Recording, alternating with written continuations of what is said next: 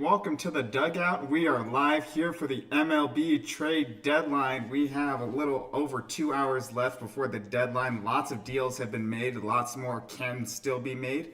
Stories we're looking for: what starters get traded? They've been fetching very high prices, so you can only imagine what the Tigers are going to get for a potential Jack Flaherty trade, a potential Tariq Skubal trade, potential Garrett Crochet trade out for the White Sox. A lot of great possibilities, a lot of bats still available as well, but we won't know until we know, unfortunately. However, to catch you up on some stuff right now, Lucas Sims goes to the Red Sox in a deal with the Reds.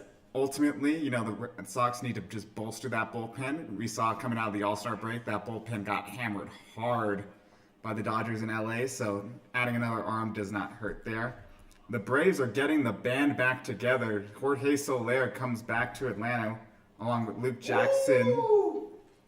I know you like that one. Yeah, two members of the 2021 team are back here. Unfortunately, they did give up postseason hero Tyler Matzik in the deal, but Soler was more important to that team regardless.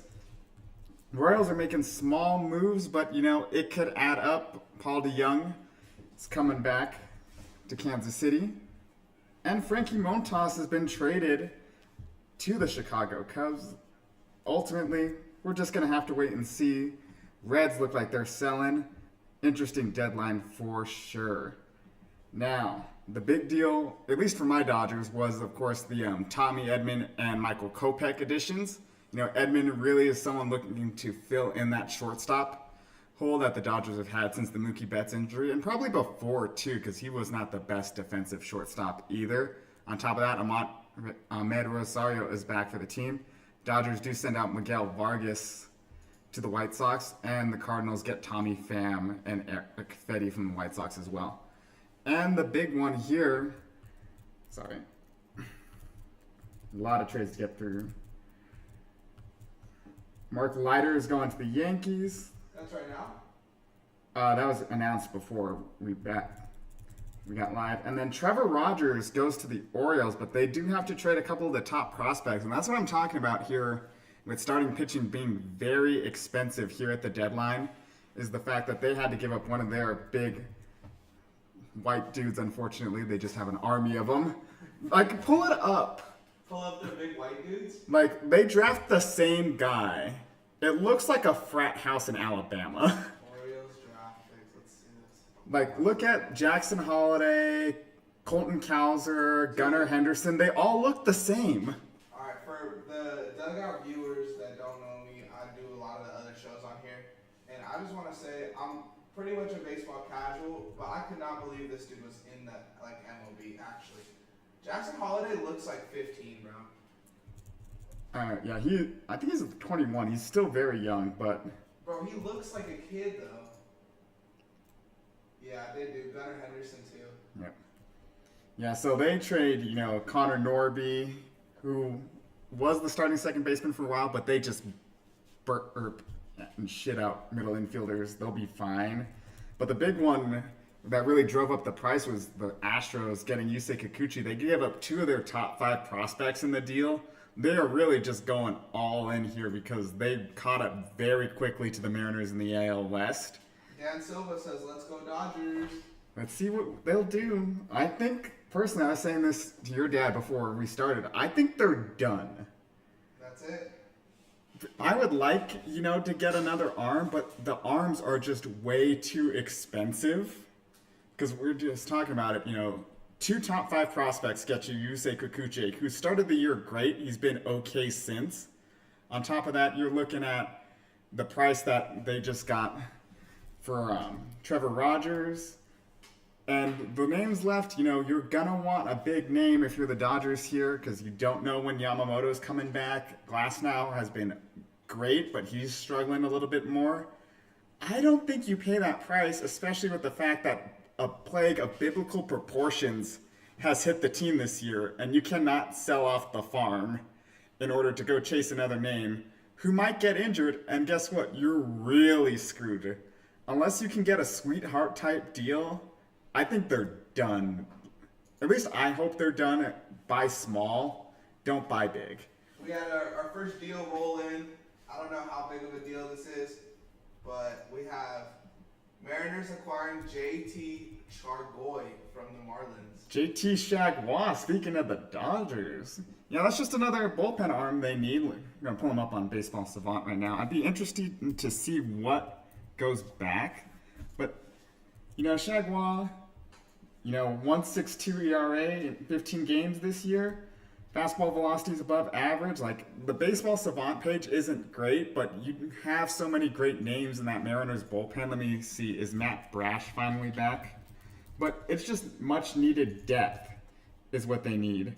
Oh, Matt Brash is done for the year with Tommy John surgery. But they have so many great arms in that bullpen, it really doesn't matter. Chagwa, I think, is just a nice piece for them to add depth. And, going back to the Mariners, they really are trying to buy hard, especially offensively, to get past Houston and win this division. Because they got Randy Arozarena. Oh, we have one coming in, too. The Mets are getting Paul Blackburn from the A's. Ooh. He was one of those that we thought could be available, but was one of the down names. Let's see who they're going to send back. Because, again, starting pitching has gotten a lot more expensive here. Paul, what's his name? Blackburn. Okay. Bro, Baseball Savant is cool. They need one of these for the NBA.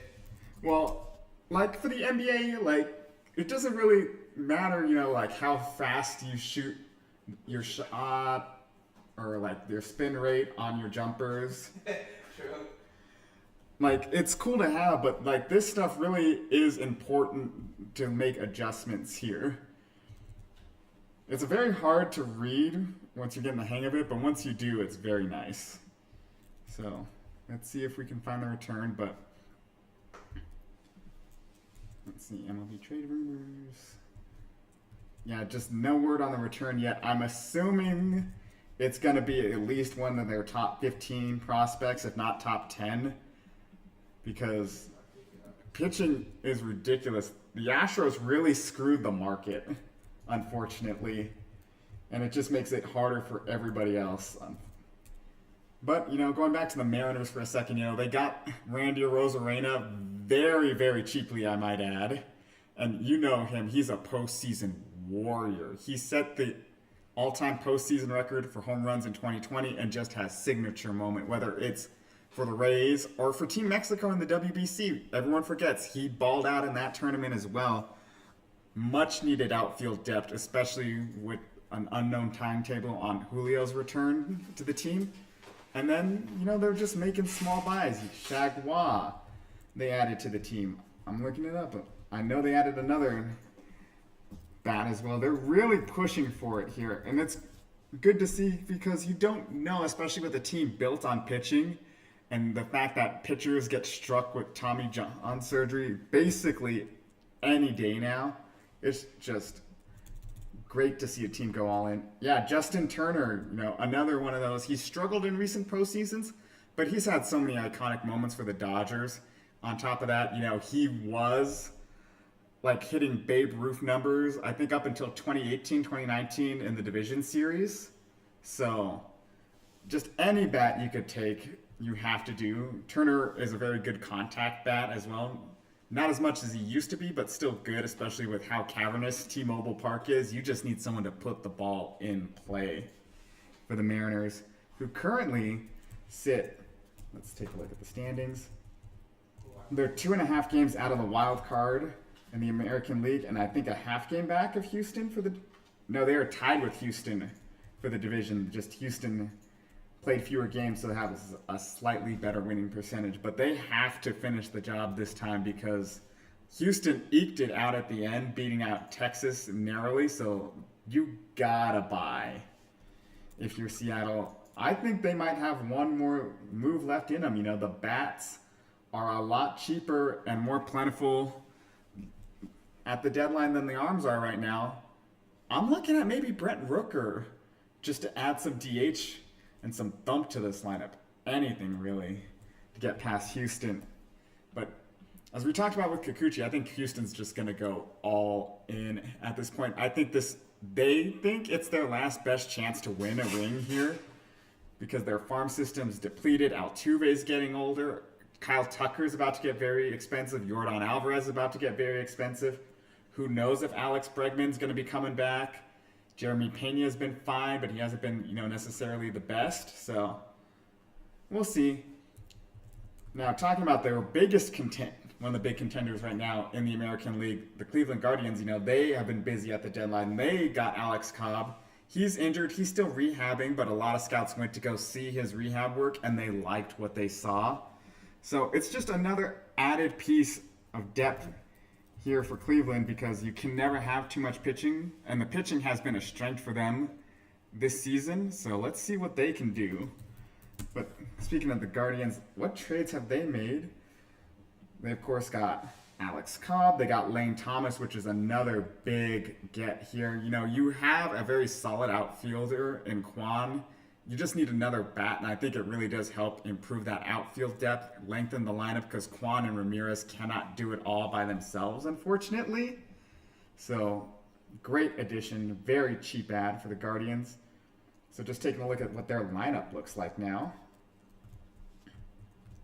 One it up. No, wrong button.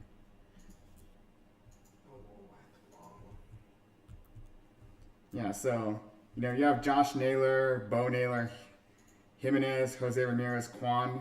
That outfield was really a weakness, and adding Thomas is a big, big add. So, you now have 1, 2, 3, 4, and with Thomas, 5 bats with an above 100 OPS plus. A lot of them, 138, 149, 138, 121. They just added a lot of depth to this lineup, and they really have to do it because I think this is the weakest the American League has been in quite some time. Houston's getting things together. Seattle can't hit anything. I don't even think they could hit on a prostitute, if I'm being honest here. The Central is competitive, but they're way out in front, and you're really looking at a struggling Baltimore right now, a struggling Yankees. The American League's wide open, so just push all your hips to the center and just see what happens here, because as we've seen in the last 2 postseasons, it doesn't really matter how talented your team is.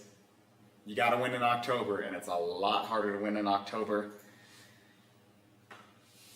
Now, baseball stats are so difficult, man. What are you looking at right now? That's what Phil said in the chat.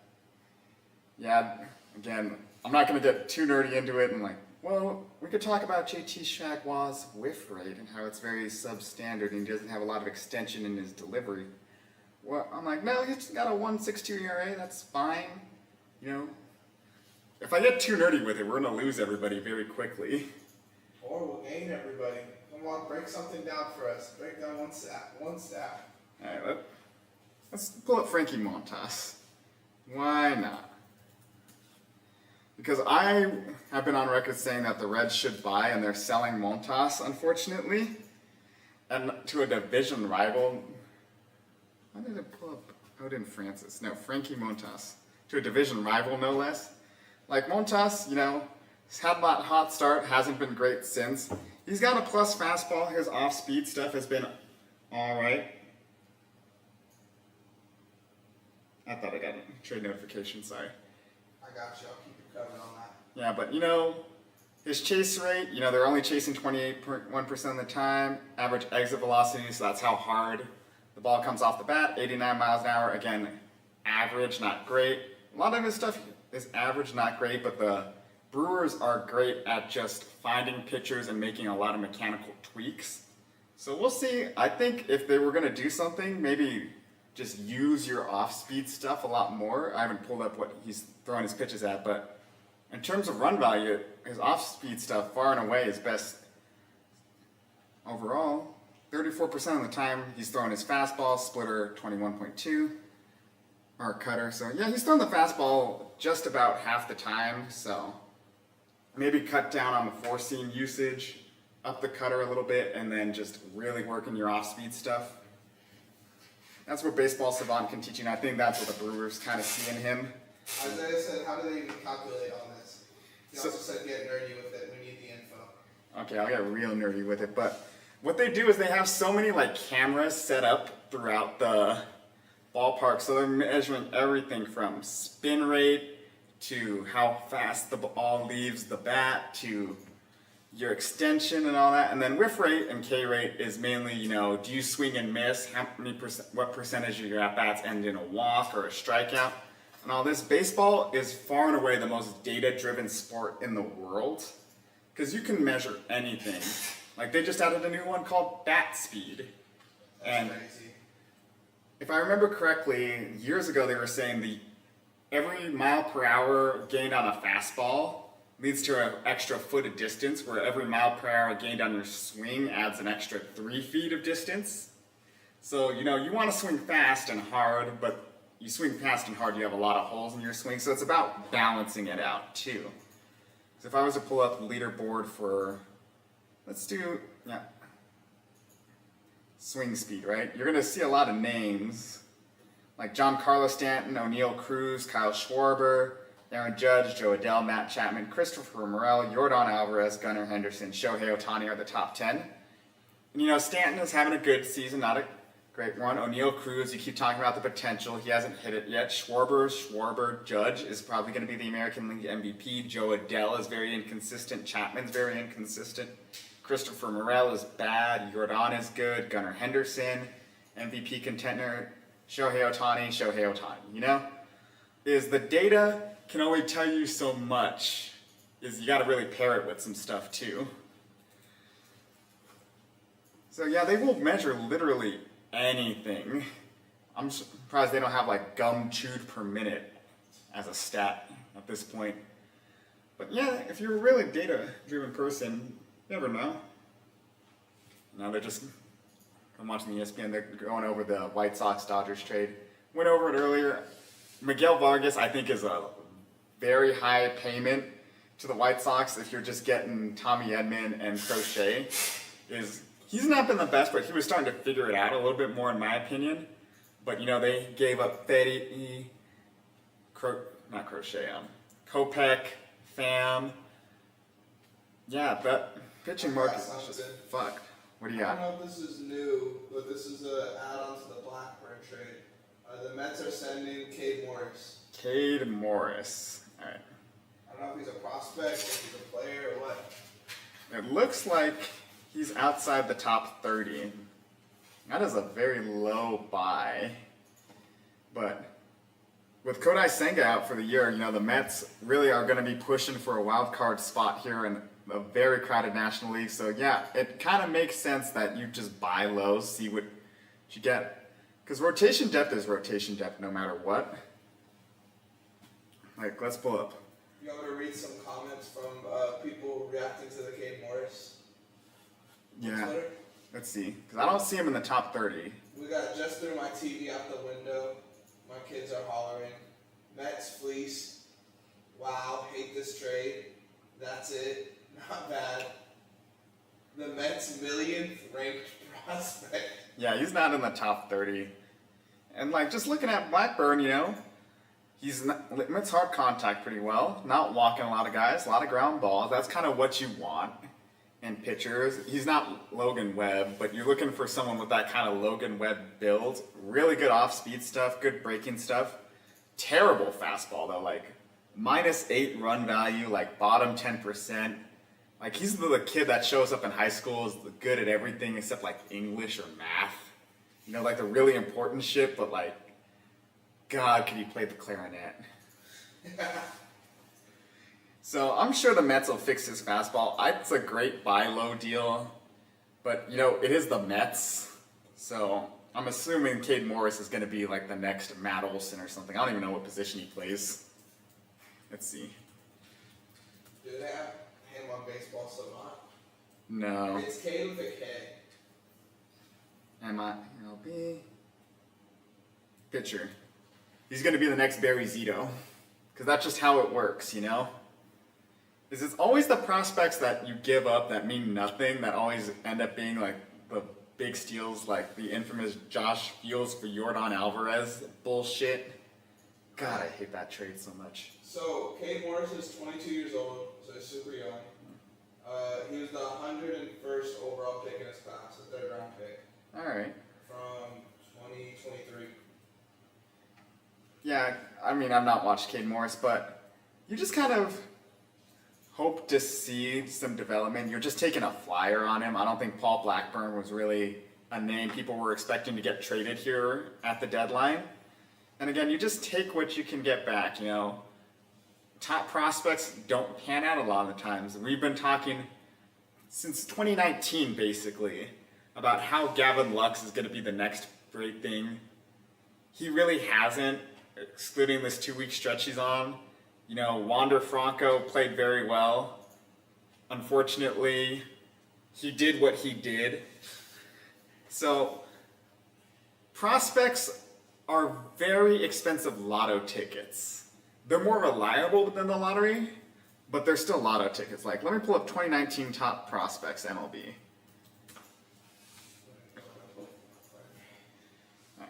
So, number 1, Vlad Guerrero Jr. He's been very inconsistent, had that one great year where he played in the minor league ballpark. Ultimately, good player, not necessarily number 1 prospect. Tatis is Fernando Tatis Jr. That's a hit. Eloy Jimenez has been injured to hell and back, miss.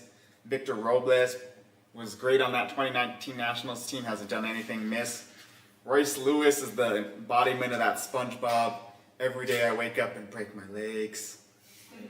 You know, so when he's on the field, he's electric. He's just not on the field enough. Nick Senzel, bad. Forrest Whitley, bust. Kyle Tucker has been great.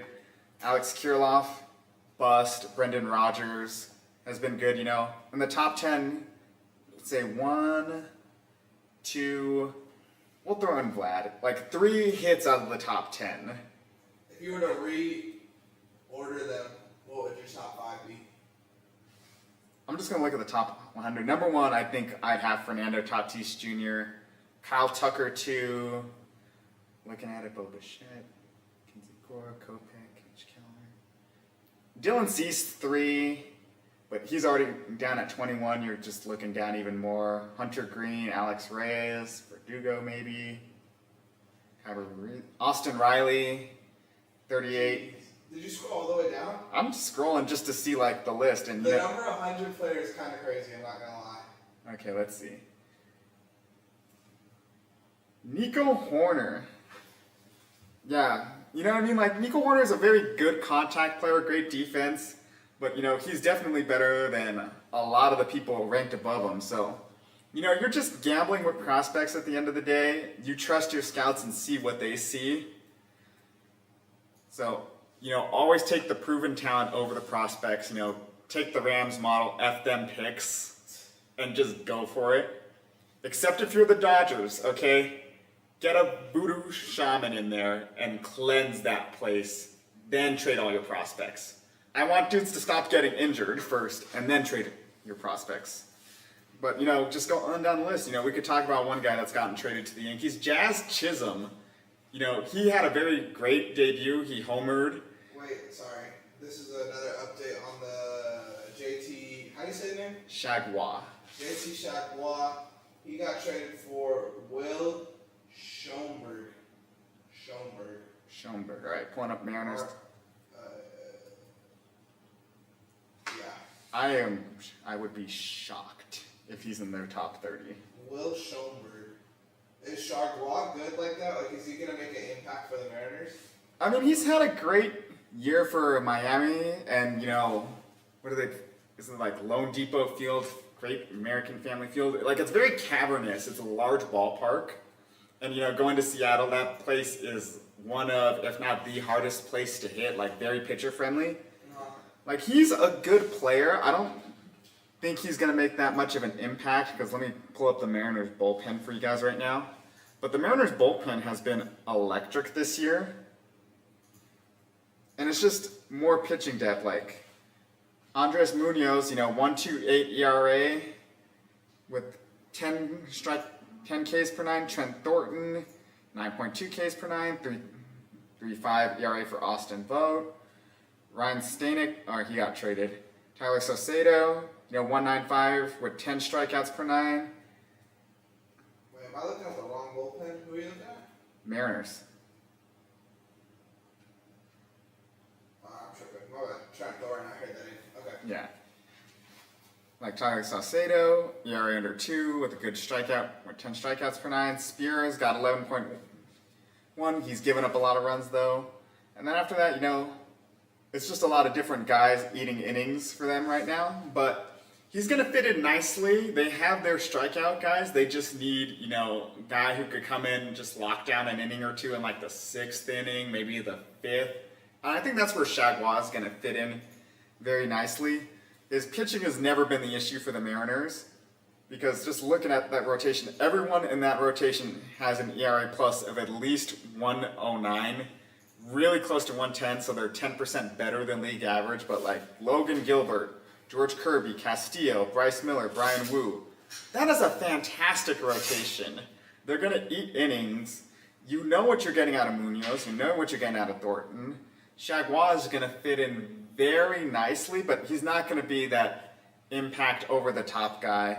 I don't see him having that infamous Tyler Matzik inning where he comes in and strikes out the side to keep the Braves in front. He's not going to have that type of inning, but he's going to have some of those underappreciated innings, like Victor Gonzalez in 2020. He's trying to think of another underappreciated guy. Like Jordan Montgomery, he was a starter, but he threw some big innings. Joe Kelly for the Red Sox in 2018. Brad Peacock for Houston in 2019 or in 2017. I think that's the upside you're looking at with Chagua. So if you can get him for something super cheap, just do it. Add to that bullpen and just see what you got. But buy another Batman, because I made the mistake of looking at their lineup again. Yeah, it's just bad. It's ugly. Because I'm like, oh, I found their OPS plus 102. I'm like, no, that's total bases in 77 games. That is absolutely awful. And that's from someone they were expecting to contribute in J.P. Crawford this year. God, I want the Mariners to be good. I've always had a soft spot for this team, and that was before the John Boyce Dorktown documentary. Because they just had this mystique about them, They play in Seattle. They wear seafoam green. They're just a weird team overall, and I just want them to be good. They're the new lovable loser since the Cubs got their ring. But if we're talking about lovable losers, the most unlovable losers are the White Sox, and they hold really all the cards at this deadline at this point. I don't think the Tigers are going to trade Skubal unless they get the Godfather offer. They have the best bat on the line left with Luis Robert. I'm not touching him with a 10-foot pole. He's been ice cold.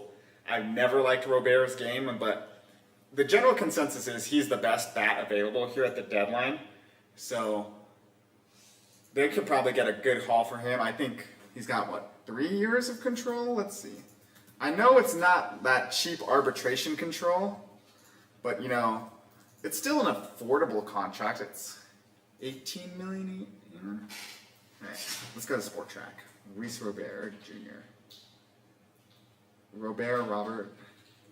Yeah, so next year he's making $15 million, $20 million, $20 million. So he's locked down on an affordable contract for the next 3 years. But, he's a bit of a glass cannon. I've never really been a big fan of his game, but 3 years of relatively cheap control, I think some team's going to bite, and you can get a good offer for him.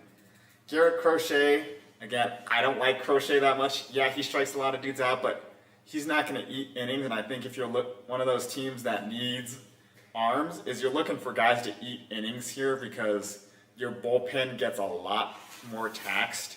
And Crochet is going to be fine for 5 innings, but I want him to be good for 6, not elite for 5. So we'll see what they do. They really need to restart this rebuild because, man, they are on a losing streak. Like the teen nerd at high school asking ever go to prom kind of losing streak here.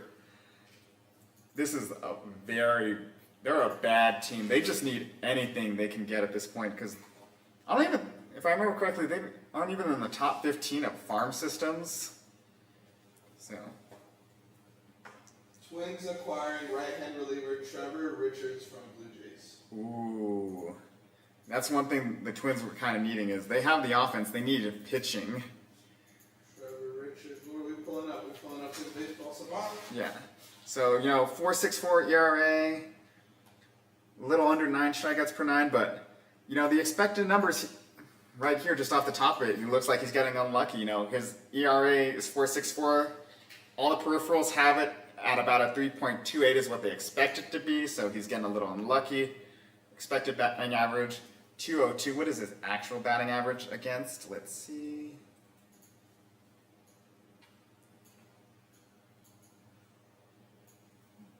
Gonna make it so hard to find stuff. But, you know, a 202 batting average against, like, the Mendoza line, that's, you know, 22 Austin Barnes numbers, which isn't great. But, you know, it's a lot of limiting contact, limiting a lot of hard contact.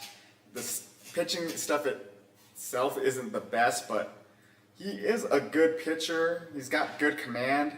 I think it's a sneaky good pickup for them here, because let's pull up the Twins now, see what their bullpen is looking like before the deal. And again, they're one of those teams, like, just right on the edge.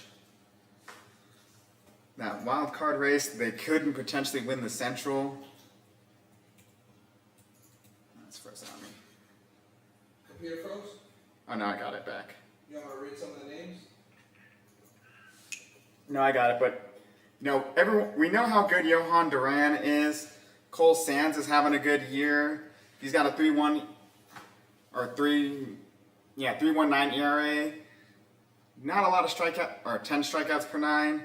Griffin Jax has been arguably the best reliever in that bullpen. Nearly 12 strikeouts a 9, ERA 2.18. And after that, you know, O'Carrot is okay. Thielbar is okay. Alcala is good, but doesn't really have that strikeout stuff you kind of want. I think he's going to be a nice kind of shutdown guy. Is you have your strikeout specialists in Sands and Jax, and Duran has always been a good place. Oh, another trade here too. Tanner Scott's going to San Diego. Tanner Scott? I think that's the big, if I remember correctly, that is the big reliever out of Miami. Yep, that is the big reliever out of Miami. Tanner Scott is arguably the best reliever left on the market. After the deals are flying in so fast, I think right when we get about 3 o'clock, it's going to get real crazy. But, yeah. We can read some of these comments again. You want me to go? Yeah, go. Mets are cooked from Nick's memes. Oh, we got just a straight fuck. Bro probably cost Tatis in this market. What do you think about that? Well, yeah, because Tanner Scott, like, just pulling up the Baseball Savant, like, red circle, red circle, red circle, red circle, red circle. The walk rate is concerning. He's walking people, like, on a Juan Soto-esque rate. 14% walk rate. But Petco is very pitcher-friendly. He should be fine. And then, just trying to remember, I know we're playing the Padres tonight, too, which sucks, but it's Robert Suarez, and I don't think anyone else in that bullpen has been too great. Padres are the new Dodgers. In what way? That's just what a comment said. I don't even know what that could potentially mean. Everyone's acting like Tatis just got traded. Well, I said they're joking because the market has been unbelievable. Like, again, Yusei Kikuchi is a good pitcher. He's not worth giving up 2 of your top 5 prospects, even like on a bad farm system. You know, like,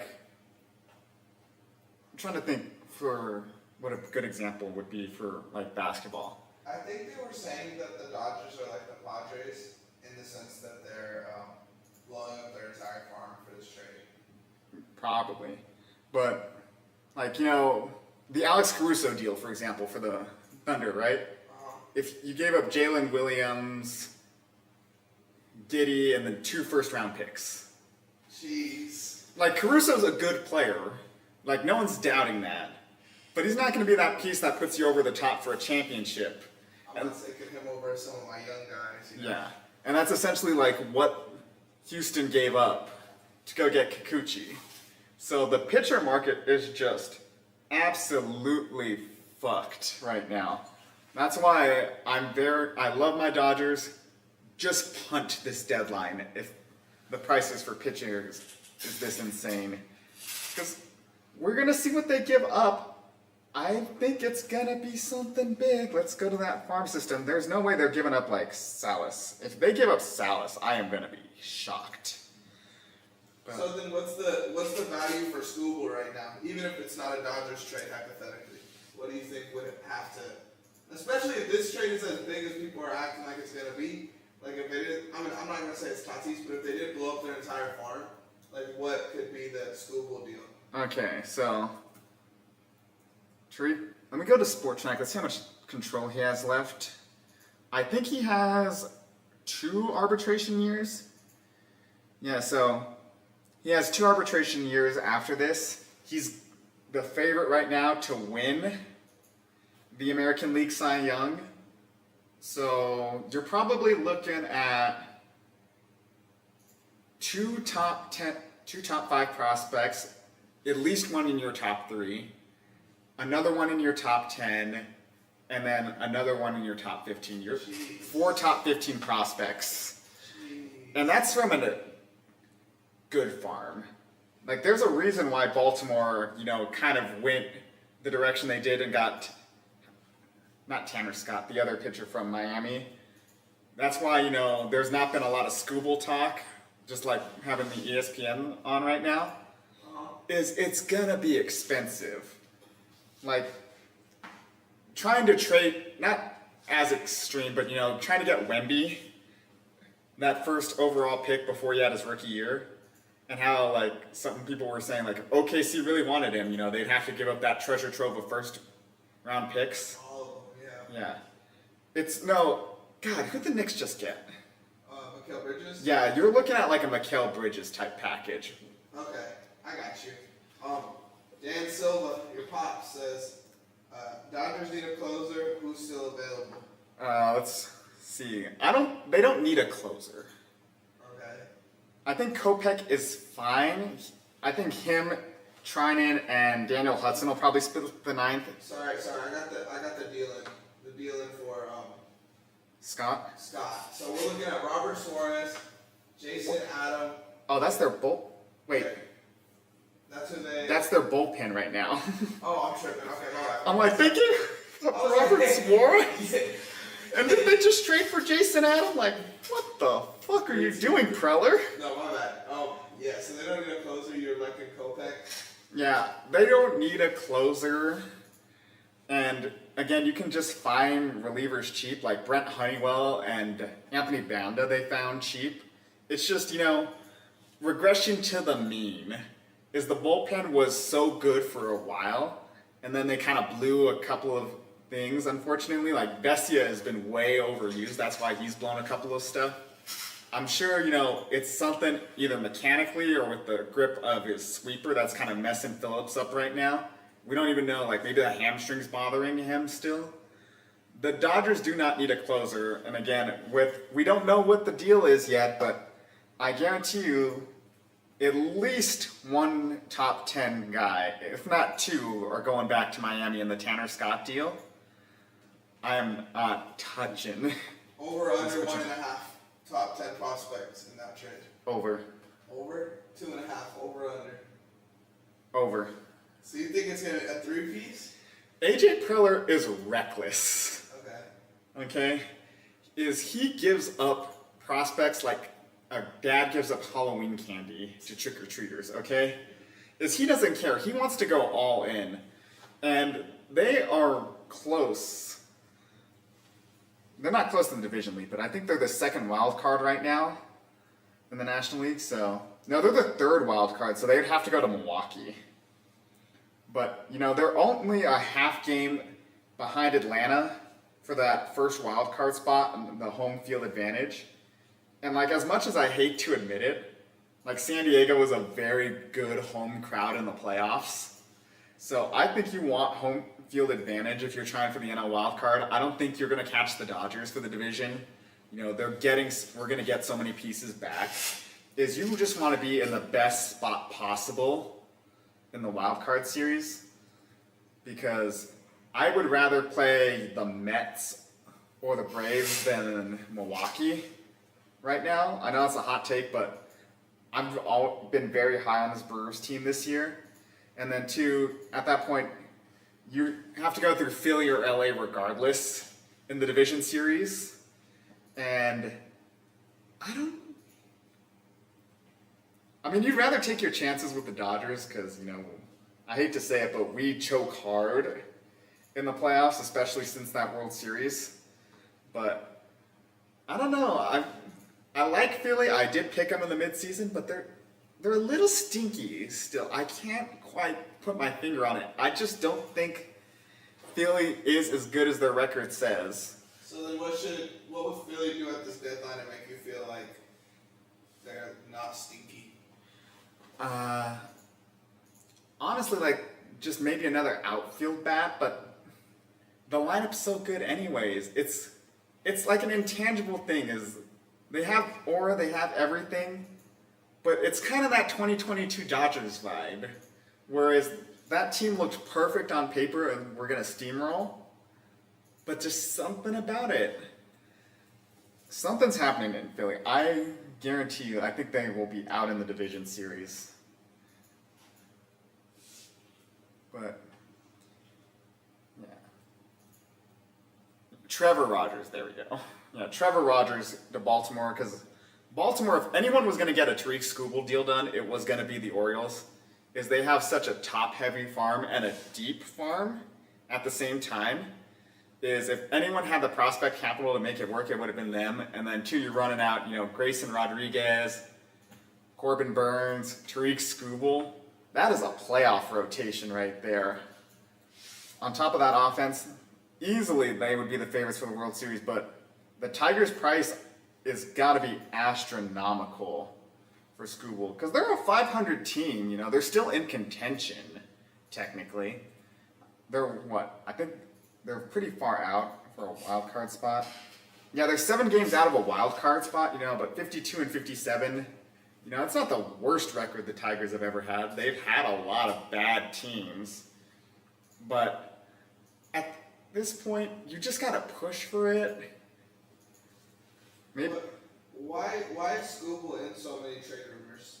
What's the reasoning for him getting on? Because he's pitching so well right now. He's far and away the Cy Young favorite. And he's got 2 years of control too, cheap control. Because it's like trading for, not the same, but it's like trading for CJ Stroud right now. He's a great player. He's an MVP contender in the NFL, and he's on a cheap deal. Like Skubal, avoided arbitration this year. He's making $2.6 million. I think he'll probably get 10, 11 million for arbitration 2. What's the record for arbitration 2? I got the deal. The Tanner Scott deal. Ready? Yeah.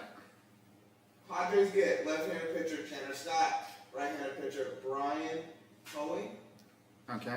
Miami Marlins get left-handed pitcher Robbie Snelling. Wow. Right-handed pitcher Adam Mazur. Wow. Infielder Graham Pauley. Oh my God. And then infielder Jake Bashirs. Wow. I'm gonna try and find Jay Bashirs right now, but. What are those other dudes ranked? Okay, so Jay Bashirs is their 24th ranked prospect. He's an A-ball right now, so he's not going to be ready till 2027, according to MLB Pipeline. But Graham Pauley, 5th ranked prospect. Adam Mazur, 4th ranked prospect. Jeez. Robbie Snelling, their 2nd ranked prospect. Jeez. So. They sent everything. They sent the house. So Robbie Snelling is the 44th ranked prospect in baseball at the moment. Jeez. So, let's see. They really sent the house for him. Yeah, so they sent the 44th ranked prospect and 2 other top 5 prospects in their system. Do you still want a closer, Dad? Because that's what it's going to cost. What do you grade the trade for both sides? I think Marlins get an A. Okay. Easy A for the Marlins because, if I'm correct, Snelling is the first top 100 prospect traded so far at the deadline, and then getting 2 top 5 guys for Tanner Scott, who you don't need. An elite closer on a bad team has always been described as a Lamborghini in the hood. Like, yeah, you have a Lamborghini. It's very nice. But you live in the hood. You don't need a Lamborghini. Like, just get a lemon and focus on other stuff. Like, just looking at the Dodgers right now, like, to get an elite pitcher is, I think Dalton Rushing is going to be, you'd have to get rid of Rushing. You'd probably have to get rid of River Ryan or Kyle Hurt. Or no, Hurt's actually injured. Hurt's hurt. Yeah, but, you know, Kendall George, Vargas, Joandry Vargas, not Miguel Vargas, DePaula, Frasso, like, you're going to get rid of some guys immediately. And then, like, guys who, you know, a lot of the hardcore fans like and don't want to get rid of, you know, like your Trey Sweeneys, your Zaire Hopes. I just don't think it's worth it to deal your big guys, especially with the fact that AJ Preller just blew up the pitching market again. Your dad's still all in on a closer. He said the Astros series was embarrassing. I understand the Astros series is embarrassing. Then trade for a new manager. How about that? Leave Robleski and River Ryan in the game. That's what did you in. So the verdict, I guess, on this trade is a win for both sides. According to Twitter comments, which I feel like never happens, but I've seen this as a W for both sides, and then I've seen both sides saying, like, oh, they won this trade, we lost this trade. It seems pretty mixed. Again, I don't want anything good from the Padres because 2022 still hurts me. But Jason Adams, you know, I like him. He's a good pitcher. You know, Adrian Morejon is good. Suarez is, I think Morejon and Adam were good enough to bridge the gap to Suarez in the ninth.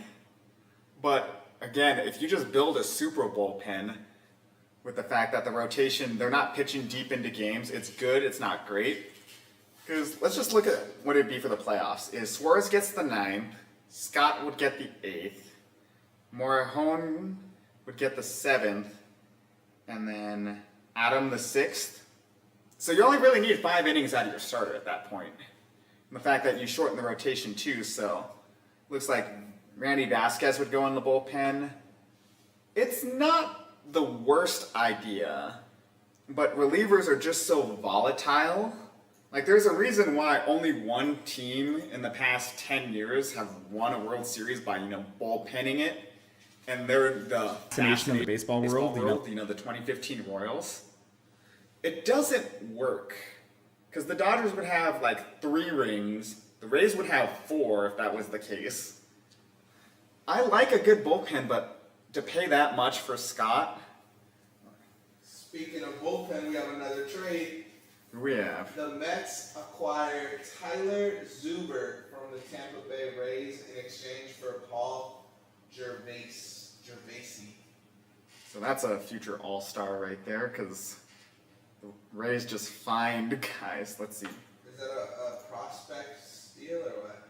Well, no, because the Rays always just kind of get guys where you're like, okay, who?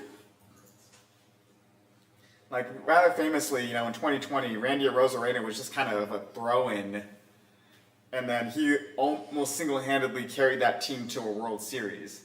Is they can evaluate talent like no other, so, you know, the joke is, oh, they just got this guy, oh, he's a future all-star. What about pitching talent? Do they have a history of that too? Oh, they could turn you into like 2 ERA guys. That would not be hard. I got a mean fastball, boy. Yeah, but they'll teach you the sweeper and it's over. I need that. So, yeah, the Rays always do well. I think the Mets, again, you got to load up on pitching because their pitching is not the best. Edwin Diaz has been I don't want to say god-awful, but he's not been, you know, Timmy Trumpet's Edwin Diaz, unfortunately, so you need as much help as you can get in that bullpen. I think it's a good trade for the Mets. Just buy low, don't touch any of your top prospects. Like, let's just look at bullpen. Edwin Diaz is finally at a league average ERA of 3.94 and still striking out guys. Reed Garrett's good. Adam Ottavino striking out guys, not great ERA. Diekman got DFA. Jorge Lopez has turned it on. He's not striking out guys, though.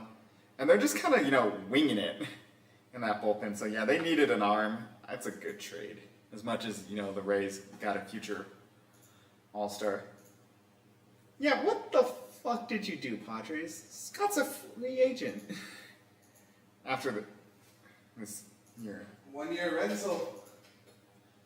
I feel like every year the Padres make a big move at the deadline and don't do anything in the playoffs. Yeah. They did something in the playoffs. Okay, don't bring it up. I mean, nothing that matters. Pushing it or what? A little bit, yeah. You want to talk about the Dame shot? Whoa, whoa, whoa, whoa. Because that's really what it is for me, Is if they make the playoffs, they make noise. It's just very hard for them to make the playoffs. And again, I'll talk about how crowded the NL wildcard is, but in terms of teams that are within 5 games, which I think is reasonable enough to catch up to a wildcard spot, you have the Reds, the Giants. The Reds are 5 back, Giants are 4 back. Cardinals are 2 games back. The Pirates are 2 games back with an amazing rotation. The Diamondbacks are a half game back. So you have 8 teams fighting for 3 wildcard spots. Jeez, they're going to go to war. Yeah. I got the return for Andrew Chafin. I don't know if I'm late on it, but I feel like that kind of just blew over. They sent Chase Lee and Joseph Montalvo to the Tigers. And Montalvo is their 27th ranked prospect. I don't know what Chase Lee's ranked. Yeah, I don't think Chase Lee is ranked. We can just search it real fast, but... Is Chafin good? Is he like that? Yeah, Chafin's always been one of those guys that you pick up at the deadline. He's been good. Let's see what he's doing this year. He's a vet? Yeah. See, I think he's been in the league since 2017? He's been in the league a while. Yeah, Chafin, 3.16 ERA, 1.38 whip. 50 strikeouts in 37 innings. Chafin, fantastic. Chafin sends it. Chafin pitches. And again, the Rangers, Marcus Semien, does he finally have an OPS above 600? Or not 6? Yeah, does he have an OPS in the 700s now? Marcus Semien. Because he's not been great this year. 721. He's finally back above league average. Corey Seager's starting to get things going. Josh Smith has been great. Jonah Hyman's just been bad. Josh Smith switched sports. The Josh Smith, the affront to spacing in the NBA himself. That's surprising that Josh Smith is in baseball too, because that's such a unique name. Josh Smith. You never would have seen that coming. That's like 2 Giannis's. Too many Antetokounmpos. Jeff Payson's Twitter has crashed. That's how. Everyone wants to know what's going on right now. But yeah, their lineup's starting to get back together. Adolis Garcia is still been bad. I think he needs to get on those steroids everyone was accusing him of being on when the year started. Because did you see that picture? Like, Garcia looked jacked on opening day. And was like, oh, he's on steroids. The rotation is holding together fine at the moment. And then the bullpen, Kirby Yates, phenomenal. Robertson, great. Leclerc, solid. And I think, Chafin has a much needed look, because I think he might be the only lefty in that bullpen. Leclerc's a righty. Or is Leclerc a righty? Leclerc is a righty. Robertson's a righty. Yates is a righty. They needed a lefty badly in that bullpen. So, they're not dead just yet.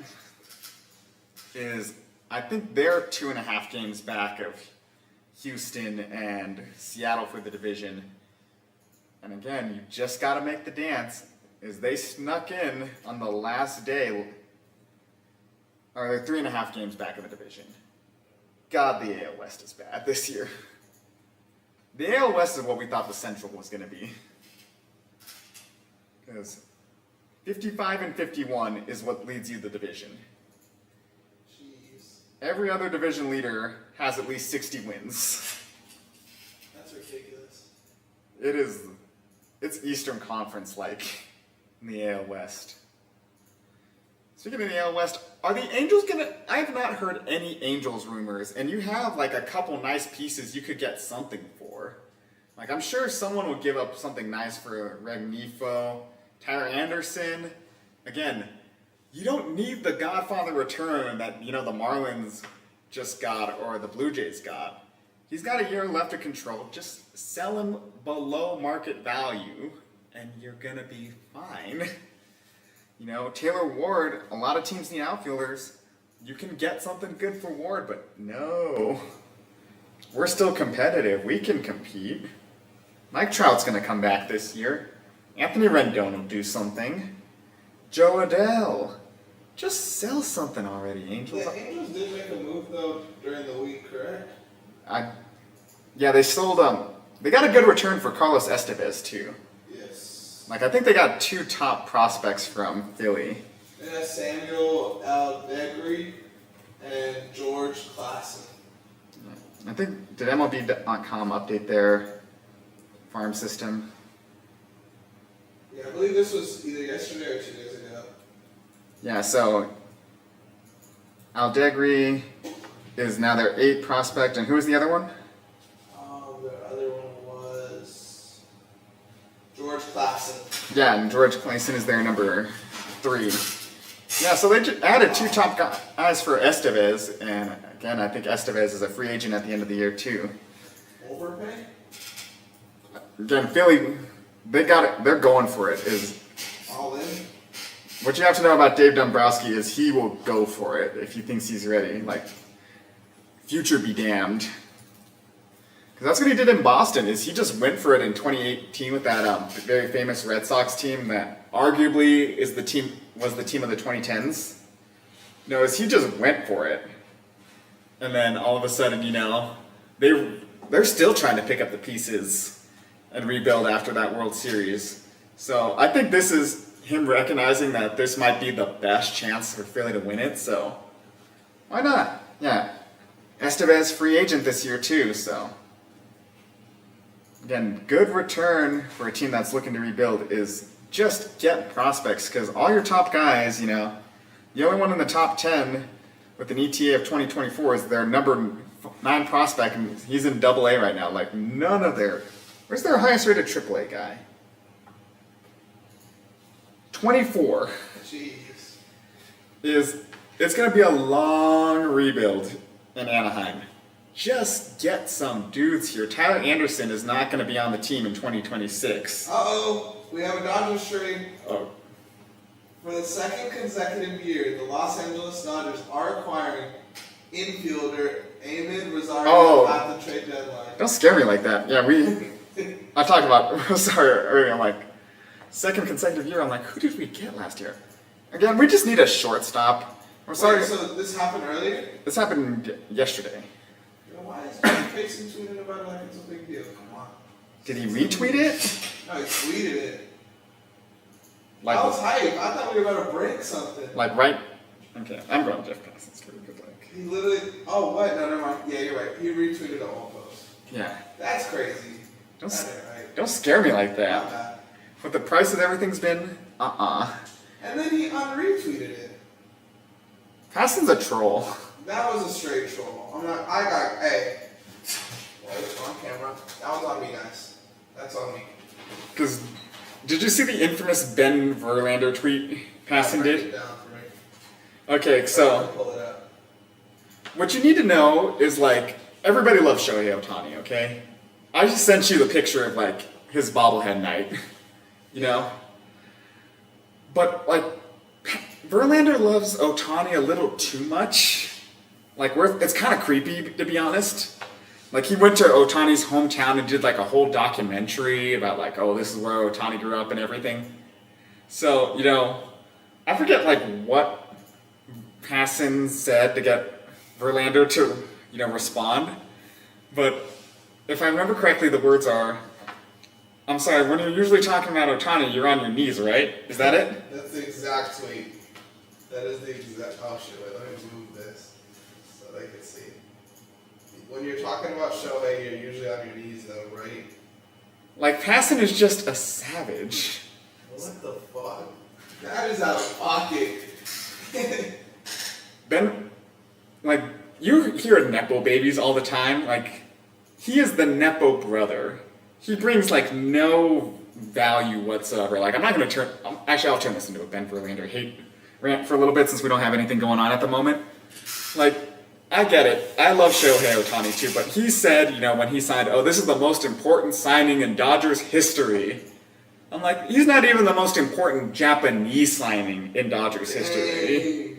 Like, the reason a lot of Japanese players started coming over is Hideo Nomo, really did a lot and worked very hard to come over and, like, open the door for everybody from Japan to come over, too. Because you had Masahiro Kirakami for the Giants, but no one until Nomo. And when Nomo came over, the dam finally burst and a lot more Japanese players came over. I think Ichiro came over within the 5 years after that and just destroyed MLB for a while.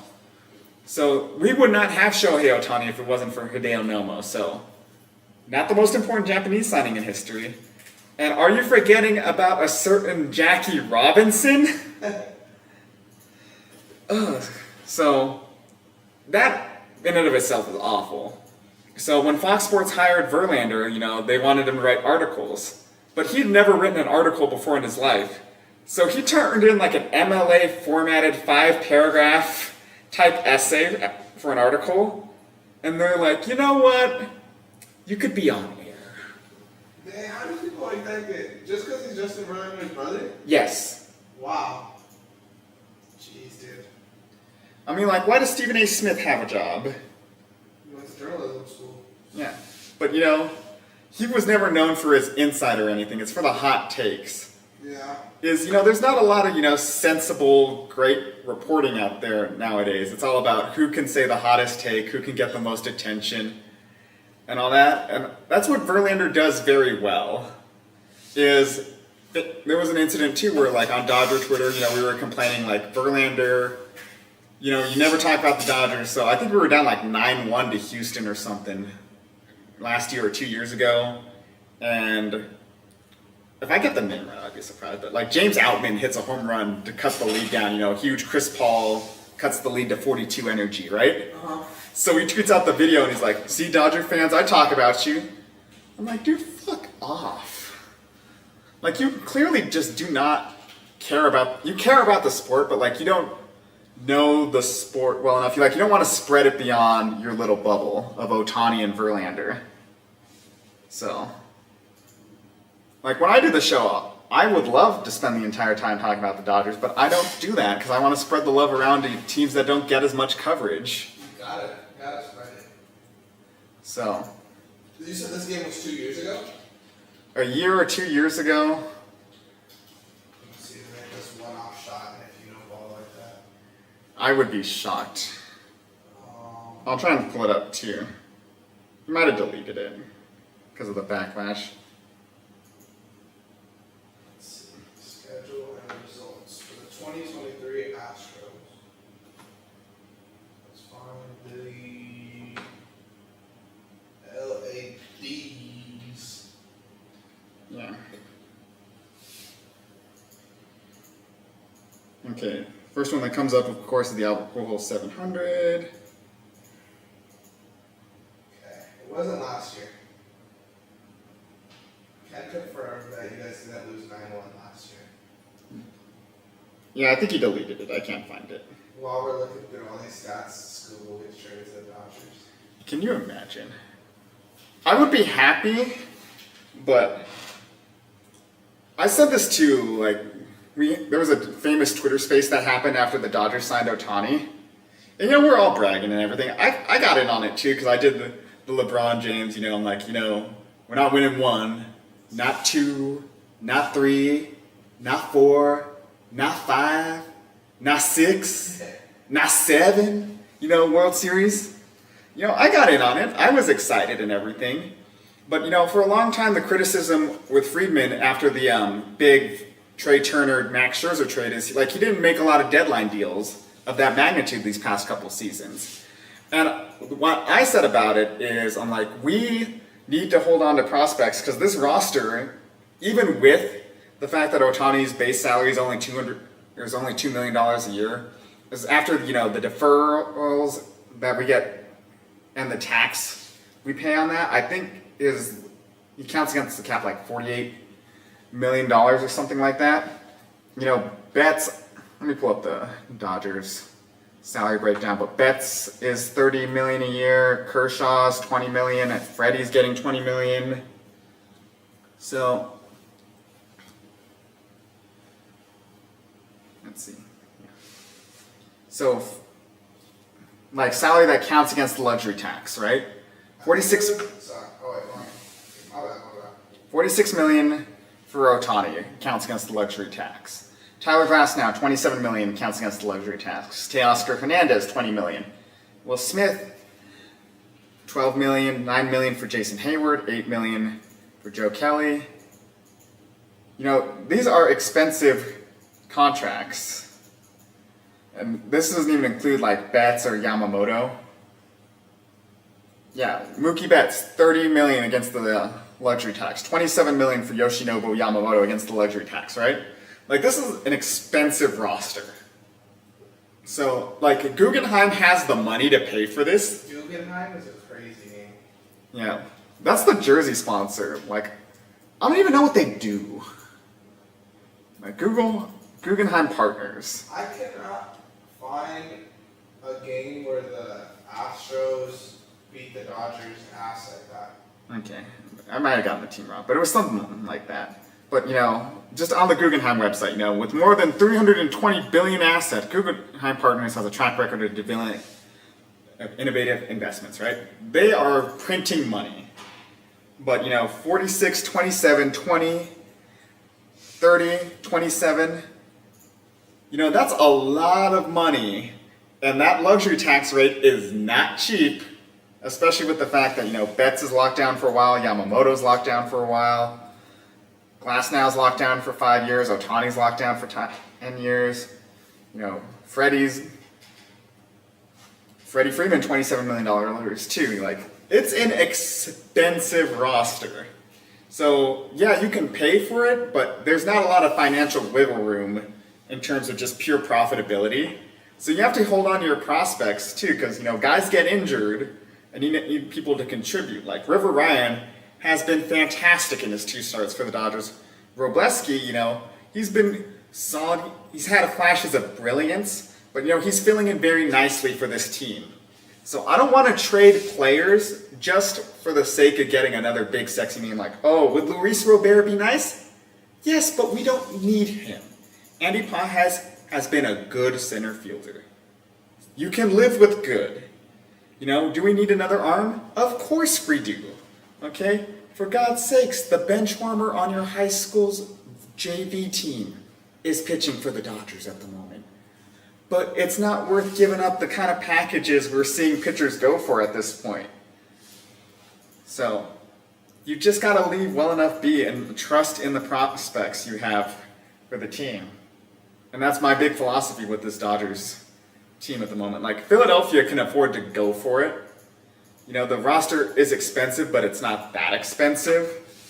The Orioles can afford to go for it because they have not handed out the extensions yet to Rutschman and Henderson. Burns is going to get his money soon. Grayson Rodriguez is not going to get his money. Cole Irvin's not going to get his money for a while. Because, the Orioles roster is going to be cheap for a little bit. Like, they're 23rd in total payroll.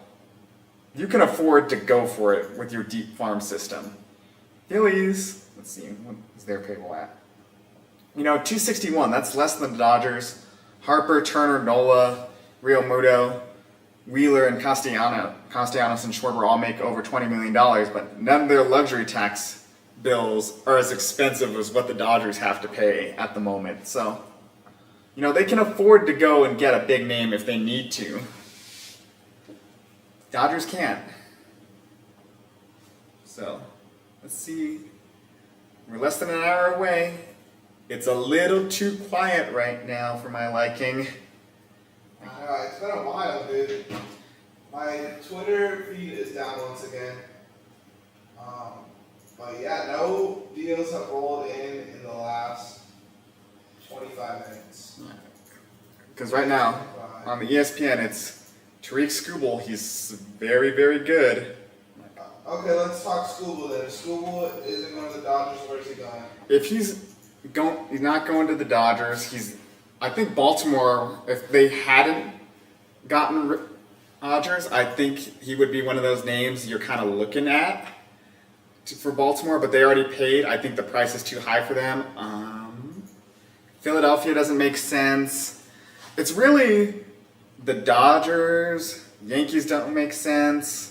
Guardians don't make sense. Houston doesn't make sense. Texas doesn't make sense. Atlanta, maybe, if they wanted to be very aggressive. Padres just gave up a lot. Arizona's got a good farm, but are they going to blow it up for Scooble? I think they just priced themselves out of the market by asking for too much right now.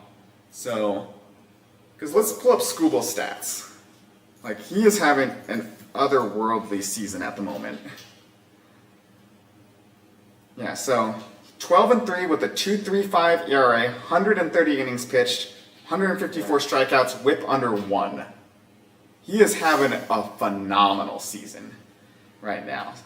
With 2 years of control, yeah, it's going to be expensive to get him, and not a lot of teams have that kind of prospect capital to get him. Even like right now on the ESPN, minus 140 to win AL Cy Young. He is an expensive name. And the fact too, his value gets pushed up the more and more these pitcher prices go up too. Because again, San Diego just gave up 3 top 5 guys for a very good closer. I'm not saying that Scott is not a good player, but he's not worth 3 top 5 prospects. So again, let's do Arizona because we've talked enough about the Dodgers. So Arizona would be sick. Yeah, so you're giving up at least one of Lawler or Troy. They're gone. You have to think Drew Jones is going to have to go in that prospect too. Lynn can stay, but you're going to have to give up one of Grover, Luis, or Torin, and then Dylan Ray's got to go too. So you're looking at 1 year top 2 year top 3 prospects, and then at least 2 more in the top 10. And Arizona, I think, has the 2nd, 3rd best farm? Let's see. Because I understand that is a lot to give up, but a rental closer just went for 3. Payson keeps firing out these old tweets, bro. He's a troll. Or maybe it's my Twitter that's just bugging. Okay, I see. Let me. Yeah, because I just saw 4 tweets from the 26th of July. Dude, that is crazy that nothing has dropped yet. Well, Recently. if I'm comparing this right now, it's 2019. Is that deadline was slow for a while, and then a lot of bombs dropped, including that. I think the Zach Greinke trade came in like 20, 30 minutes after the deadline. Jeez. Because I remember too, is my brothers and I are like, oh, this deadline is boring, it sucks. Let's go get some food. So we were like in the drive-through line, and we're like, oh, yeah, we just got, or the Astros just got Zach Greinke. I'm like, oh, god damn it. Stacked them up. Yet they still lost while cheating, allegedly. Allegedly. It wasn't proven in 2019. It was proven in 2017. It was not proven in 2019. Yeah, so maybe I'm higher on the Arizona farm. They're only ranked 16 on MLB.com, but you're giving up the number. You'd have to give up 2 top 100 prospects to go get Scooble at least. League top 100, correct? Yes, because on Pipeline they have Jordan Lawler, which I would not trade, but if you're getting Scooble, you would have to if you're Arizona. Is the number 11, and then Tommy Troy is number 74, and Drew Jones 78. So let's just go through the top farms. Baltimore is probably out, but you would have to give up Jackson Holiday because he's kind of blocked, and maybe Kierstad too. Colton Cowser's too valuable. Kobe Mayo. Chicago, I don't know what the fuck they're doing. Is they should be selling, but they bought Isaac Paredes, which doesn't make that much sense because he pulls the ball to left field a lot, and Wrigley Field Let me look this up. But I think they have one of the deeper left fields in all of baseball. A lot deeper than the Trop. There we go. Deepest left field in MLB. Because I know it's at least a 30-foot difference.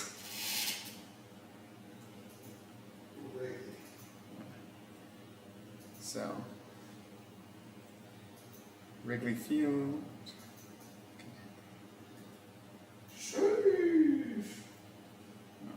It just looks like a big field. Yeah, Wrigley is kind of cavernous. I mean, But it doesn't look like right's bigger than left. It just looks like it's huge.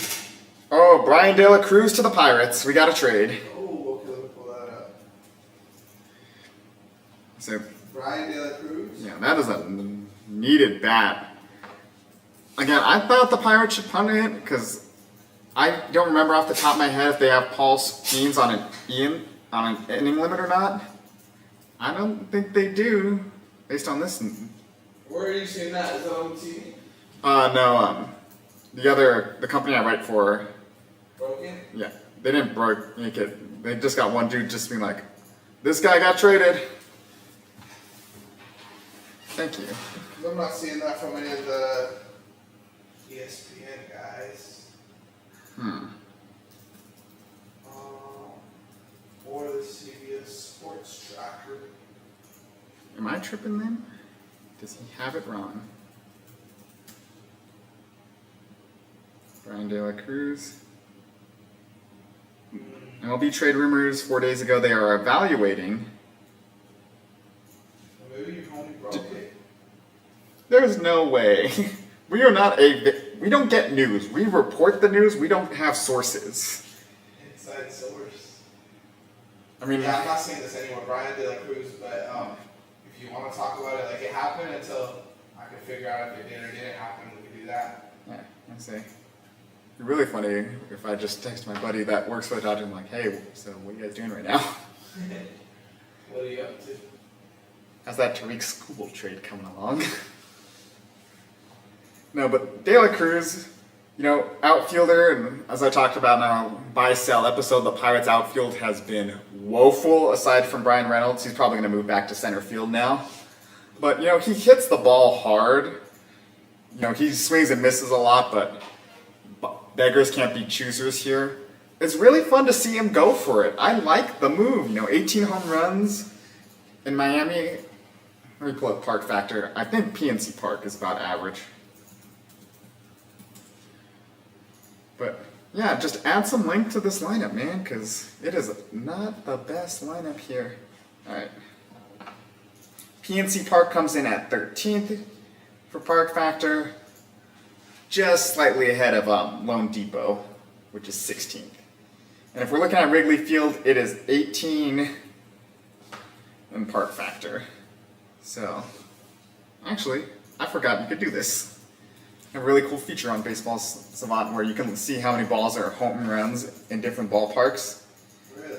Yeah, so his home run total actually drops at PNC Park compared to Miami. And it was about the same, 14-14. But again, you just need another bat in this lineup. You don't want to face the big three in a 3-game series, Keller, Skeens, and Jones, because that is a very, very scary 3 to go against. The Dodgers dropped, I think, 2 of 3 against that. No, we didn't face Keller. But we lost, Jones dominated us. Skeens, no, we lost in that game too. But yeah, they are just fantastic. And to see them in a 3-game series, it is gonna be brutal. I don't think you get out of that one alive. Where we said that about the Mets in 2022. But it's a hard pitching staff to go up against. And need we forget, too, that one of the most iconic baseball moments ever happened in PNC Park. So that is not going to be an easy place to go to in October. It's the end of the day. You just got to make the dance. And it's going to be so good for the sport, too. Paul Skeens at PNC Park in October.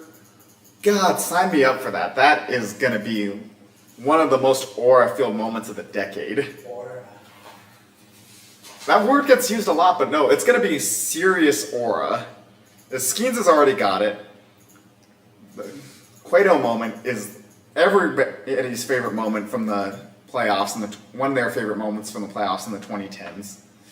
So him, oh, it's just gonna be beautiful. I want to see good baseball at PNC. We are not finding anything as far as that Cruz trade goes. Also, Twitter's bugging out again. Yeah. ESPN, no? How the hell did you have Brian De La Cruz? You said the Dodgers got Brian De La Cruz? The Pirates. Let me see if I can search Brian. Yeah, because I just Googled it, and, top news refresh. 4 days ago, they're evaluating De La Cruz live stream. Okay, wait, it happened. It did? Yeah. Marlins receive right-handed pitcher Jun Seok Shin. June. Oh, November. You said pitcher? Yeah. Oh, I'm like, that's Sung Shi Chen. I said it way off. No, he's a shortstop. Their number 17 prospect. That is not a bad. Wait, that guy's a shortstop? No. I found Jun Shuk Shim is right-hand pitcher, 17th prospect. I just found a similar sounding name. Okay. So you might be racist. No comment. But, giving up your 17th guy for De La Cruz, I think it's fine.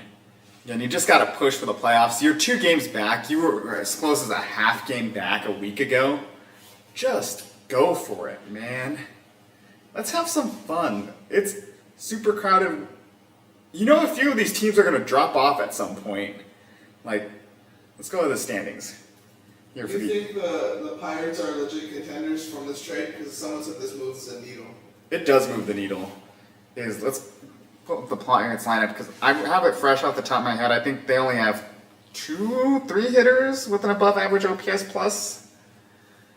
Let's see. Yes. Grandal, terrible. Tellez, below average. O'Neal, Cruz. Yeah, so they only have 3 hitters before this with an OPS plus above 100. And, McCutcheon, like, you're stretching it, that's a 102. Brian Reynolds, 136, and O'Neal Cruz with 118. Is they need offense in the worst possible way. So, yeah, it just makes sense to go out and go get a good bat like this. I think Brian De La Cruz is about league average, but he's got good power. Yeah, Connor Joe, like nobody, or Joey Bart, but yeah, like nobody on this team can hit, essentially. And you don't need guys who can hit otherworldly. Like, you don't need to put together the Phillies lineup, okay? You need like 4 runs a game, and you'll be fine. Because Mitch Keller's got a 3.30 ERA. Jared Jones, 3.56 ERA. Bailey Falter, he's average. Shout out Bailey Falter, my ex-neighbor. Chino Hills legend. Chino Hills legend. What is in the water here? Because you have the Ball brothers, obviously. Okonwu went to the same high school. Chino Hills High School, go send your kids there. There's another dude, I was following this Instagram account, and they were posting another dude's highlights from Chino Hills, and I was like, man, that's cool. But I think the coolest thing anyone from Chino Hills has ever done was win the lottery. That's gotta be the goal. Like, they got Ball Brothers money in like an hour, Yeah, it was the $1 billion lottery, right? It was stupid. It was something like that. Yeah. I think it was the $1 billion lottery, because my cousin lived like a 5-minute walk away from that 7-Eleven. It's the one right here. I'm not gonna leak anything, but it's right by where the Jack in the Box is? Right there. Yeah. She lived a 5-minute walk away from there. Doesn't anymore, but I legitimately thought she won the lottery. I'm like, oh my god, I know a billionaire. I won the lottery. That's how I built the set. Yeah, so again, you just need good hitting. So it's bullpen, Bednar's still not great. Chapman's getting better. Holderman, I thought they should have just sold, but he's fantastic this season. Kyle Nicholas is coming on strong. the pitching staff is great. Just get more bats. Let's see if they can get another one too, or they're content where they are. Oh, dude, I saw Breaking Atlanta, but it was old. Yeah, I don't know if the Braves are gonna add any more. What could they add? Off the top of my head, I think they need another outfielder. Maybe more pitching. Yeah, let's pull up the Braves. We're at 37 minutes left of the official deadline. Obviously, deals can roll in after that as well. Matt Olson struggling this year, but you're not going to get another first baseman. You know, Michael Harris struggling, Kelnick struggling, Acuna out for the year. Can Alex Anthopoulos really build another outfield from scratch? I would be shocked if he did, but he's trying the 2021 strategy. He's running it back. He got Duvall. He got Soler. You just need Jock Peterson. He played center field once. Granted, you will have no center fielder. Or Kelnick plays center field. Not well, but he plays it. But then what are you going to do with... Yeah, they don't have a center fielder. We don't have Michael Harris anymore? He's on the 60-day IL. I think he's out for the year too. Oh, no. Yeah, you don't have a center fielder. We talk rightfully so about, the biblical pig that struck the Dodgers, but, the Braves are like Job. They've been struck too, Harris and Acuna are out. Always is on the 10-day IL. Austin Riley's finally getting it back together. Matt Olson sucks at the moment. Spencer Strider out for the year. Max Fried's on the IL. They're not having a great season either. So, just get another pitcher for the rotation. It's going to be expensive, but you have to do it. The bullpen's good. And then just some kind of center fielder. You can't afford to get Robert, but who's available off the top of my head? Ward? No, they don't have the capital to get Taylor Ward. How come when De La Cruz got traded, a lot of the comments are saying they need to trade for Ellie next? Because don't take Twitter seriously. Okay. They're a bunch of trolls. Multiple people saying that? Yeah, because I don't even know where you'd put Ellie, because he plays third base, but Brian Hayes is a very good defensive third baseman.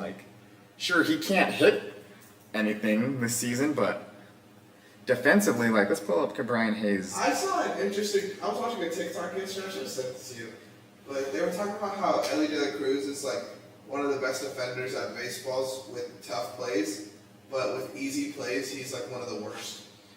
Yeah, well, that's what they say, good defense is anyone can make the spectacular play at any time, because I love Oral Hershiser, but he's I think Justin Turner would win so many gold gloves if it wasn't for Nolan Arenado. I'm he makes, a diving play, and you're oh my god, this is the greatest thing ever. I'm yeah, but then he boots a routine grounder, everyone knows Derek Jeter for the jump throw, but, he's considered one of the worst defenders at shortstop ever because he can't make the basic play.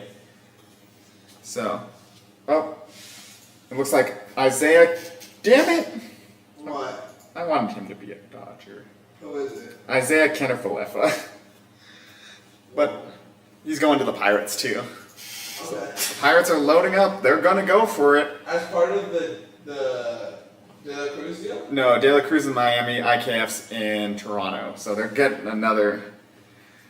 How do you fucking spell Kiner-Falefa? Kinerfalefa.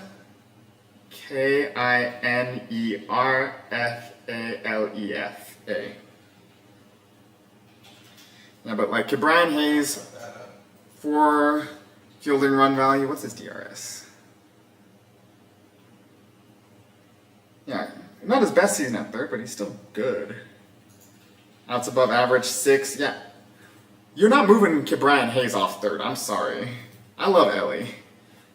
Let's look at Ellie defensively. 7 fielding run value.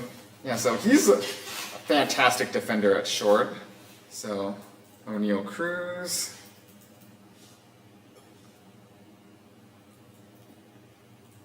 Buy low, sell high. Average. Yeah, so, yeah, just doesn't make sense. Oh, that's another thing we haven't talked about yet, but why did the Diamondbacks go get Josh Bell? Like, I understand they need offense, but Christian Walker haunts my nightmares. Granted, I think he's going on the IL, but you have a perfectly great first baseman. And who DHs for that? Oh yeah, Jock DHs for that team, and I'm not sticking him in the outfield. Because the only outfield spot he could really go is center field, and not to be mean, but he's too fat to play center field. Like, he really was, a 5-tool guy coming up, but he decided, I just want to take that, 3 true outcomes approach, eat whatever I want, and just, play ball. He's had a very successful career, don't get me wrong, but it's not one of those of what he could have been. He has to DH at this point. So 5-tool guy to 5-meal guy. 5-tool to 5 guys. Dude, I definitely almost just electrocuted myself. I felt it like running through my body for a second. God, be careful, man. Anything to make this show successful. This is what we're willing to do for you guys, and you won't leave a like and subscribe. Comment below. 5-tool or 5 guys, what would you rather be? Still nothing on what the IKF trade was. Yeah. Well, Passion's got it up. They're finalizing deal to acquire Isaiah Kiner-Falefa. We don't know who's coming back, but again, the Pirates need bats in the worst way possible. Isaiah Kiner-Falefa, he can play anywhere on that diamond. So I think, let's look at the Pirates roster again. He's probably going to take second. How many games has he played at second this year? I think he's played a good chunk at second. Oh, for the Brian De La Cruz trade, also Garrett Forrester was added to that deal from the Marlins sent that. Oh, okay. Or the Marlins acquired Garrett Forrester. That's a name I haven't heard in a while. He was an old head? No, it's just one of those names. You kind of hear going around during the draft, and then you don't hear till he makes his debut. Or gets traded. Yeah. So. IKF. Yeah. Isaiah Kiner-Falefa. He's played a good amount of games at second. He's probably going to be playing second for them. So, just going over it again. So probably Joey Bart's going to be catching. Tellez is going to be first. IKF goes to second. O'Neal Cruz is your shortstop. Brian Hayes at third. You're going to put De La Cruz in left. Brian Reynolds in center. Maybe Reynolds to right field. Keep Michael A. Taylor in center field. They don't have a lot of great outfield options. So maybe another outfielder they're looking to buy. But they're really putting together, not a great lineup, but they had a piss-poor lineup before this. So it's enough to move the needle to where you can really be competitive if someone slips up here. Because the Mets are going to do something stupid. They're going to collapse in September and August. That's just what the Mets do. So you want to be a little bit better than the Diamondbacks, a little bit better than the Padres. I think they're definitely better than the Diamondbacks now. Granted, Corbin Carroll is nowhere near what he was last year. So if Corbin Carroll gets going, that Diamondbacks team gets a lot scarier. I think, too, Zach Gallen's still hurt. So the Diamondbacks team can really hit their stride, but you've got to be competitive where you are at the moment. They're definitely better than the Cardinals. They're definitely better than the Giants. They're better than the Reds. They're probably the 3rd or 4th best team now going for a wild card spot. So I got a question for you, Joseph. What's up? During a lot of the build-up to the deadline, I feel like I heard a lot about Pete Alonso.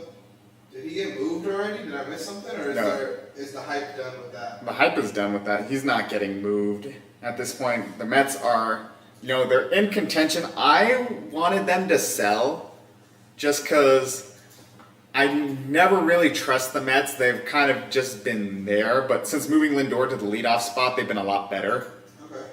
So at this point, you'd rather just run it back with Alonso. Contend for a wild card spot because you're not going to get a lot for him, even in a market devoid of first baseman. He wouldn't be enough to move you into that upper echelon of farm systems. And then Like you're not, very rarely do you pull off the Aroldis Chapman deal where you send him, get a bunch of top prospects in return, and then get him back the next season. That's what everyone thought the Red Sox were doing with Mookie Betts in 2020 before he signed his massive extension. So this is like Kawhi. Yeah, so at this point, just keep him, push for the playoffs, because it's a very crowded field, and it doesn't go over well with the fan base if you just kind of punt, especially when you're sitting in that second wild card position. You control your own destiny. Granted, you have 2 months left of the season. Controlling your own destiny doesn't mean anything at the moment, but the cards are in your hands here. So just play the hand you're dealt very well. So Alonso's not getting traded. If any first baseman's getting traded, it's going to be Vlad, but I don't even think he'd get traded. It'd be another Godfather type offer because he's turning it around in a big way. And then when does he reach arbitration? Or did he sign a deal? Let's see. Yeah, there's no first baseman available at all. Yeah, so he's got 1 year left of arbitration, free agent in 2026. Toronto is tearing it down.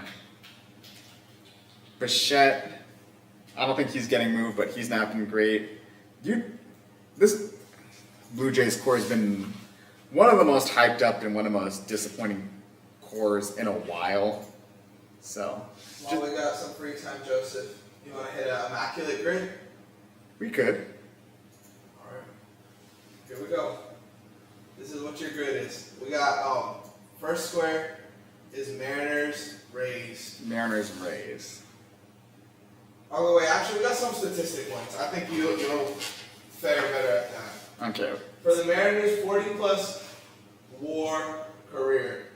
40 plus WAR career. It's got to be with the team, so. Mariners, Nationals, and Cardinals are all on this for that category specifically. All right. Cardinals do Stan Musial. I'd be shocked if he didn't get 40 WAR. Stan Musial Yes. from 41 to 63. Yeah. Just want to confirm. He's on there, 13%er. Okay, so I don't think Edgar Martinez did he get it? We also got a 300 plus batting average season. Okay. For Put Edgar Martinez. Oh wait. Put Edgar Martinez for the 40 plus WAR. I think he did enough. for the Nationals. Mariners. Mariners. Show me Edgar Martinez. Yep, he's there. All right. 87 to 2004, bro. Edgar. He saved the Seattle Mariners, so That's a long. that's worth like a lot of WAR in my opinion. Nationals. Oh, this is a hard one. Josh Bell. Not Josh Bell. I think that's the only national I know. Or wasn't Soto a national? Yeah, he was a national. Mariners 300 batting average. Put Gene Segura. Because you could do Ichiro and Ken Griffey Jr. Let's get a rarity. Do Gene Segura. Let's see if he comes up. Gene. How do I spell that? So Gene, G-E, or J-E-A-N. J-E-A-N. So, should I put Keen? J-E-A-N. Gene Segura, 2012 to 2023. Yeah. Hits 1%er. I told you. The 1% of the world. What about for the Nationals and the Cardinals? Cardinals. Can I just do something stupid and just put Chris? There's no way Chris Carpenter hit 300 in a season. Was that for the Nationals? For the Cardinals. You want me to shoot it? Yeah, let's do a pitcher. Chris? He won a Silver Slugger, I know that. From 97 to 2012? Yeah. Now. Yeah, I didn't think so. It's worth a shot. You gotta get weird with it sometimes. Shooter, shoot. Yeah. Wait, you said for the Cardinals, correct? Yeah. Okay. I just wanted to make sure I didn't fuck that up. Nationals tried Jason Worth for 300 batting average season. Jason Worth. He's a little underrated. Jason? Does he spell his name there? There's no way he spells his name weird. I think Yeah, he does. He spells it with a Y. he does. Yes.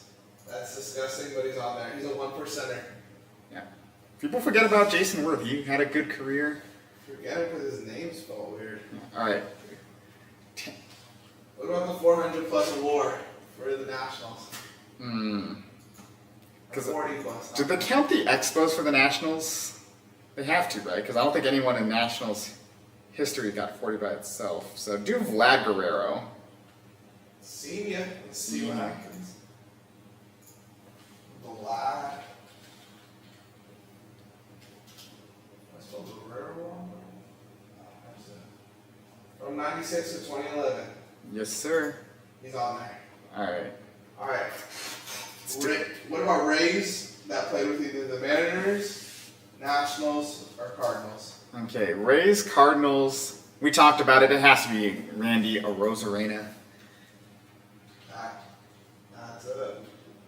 Unless he didn't play a game. It worked. Yep. All right. Nationals and Rays. Jeremy Hellickson. Jeremy Hellickson. It's 3%. All right. Seattle and did Munoz play for the Rays? I don't think he did. Maybe he did. Or do I go back to Cardinals? But you can go back. You got one guess. So whatever you feel more confident in. Shoot or shoot. No, let's try Andres Munoz. He sounds like a Tampa Bay Ray. Okay. Just make sure no trade came through. That's it. I've been checking. I'm doing my job. I'm watching the ESPN. We got nothing so far. Andres Munoz? Yes, sir. No, sir. Damn. Let's see who we had missing here. Okay, so the Cardinals, out of the 3 teams, have the most players that batted 300 Okay. in a season. Okay, I'm gonna look it up for Chris Carpenter. How close was I on that one? Because sometimes I like to do the one for rarity score. Oh, dude, there was an obvious one for the Cardinals. I would say I know like Albert Pujols. I think Lance Berkman and Matt Holliday hit 300 for them. But you gotta take your shot. Let's see who is some of the more recent players to do it. Paul Goldschmidt. Yeah, in his MVP season. Dakota Hudson. Damn it, that's the pitcher I was thinking of. Oh, I was way off with Chris Carpenter. He never hit above 155 or 167 in a season. Ollie Sanchez. Who the hell is Ollie Sanchez? Tommy Edman. No, Tommy Edman. Brebbia did it. Rosarena did it. Lane Thomas did it. Could have got away with something. Let's look at the Mariners, Rays. Yeah. Nelson Cruz. Yeah. Randy Wynn. Tino Martinez, Denard Span, Randy Rosarena. A lot of Randy on this list. Yeah, a lot of, maybe he did it on purpose. I bet Randy fit forever square or something. No, he never played for the Nationals. And 40 plus career WAR, kind of would have been. Some MF named Randy. Randy. I love Randy so much. Tino Martinez. Brad Miller. Brad Miller, god damn it. Brad Miller poll. I bet you at home today was not expecting to hear the name Brad Miller on trade deadline day. But you did. So now what are you gonna do? If you're gonna do anything to Joseph, you're gonna have to go through me first. We are now less than 20 minutes away.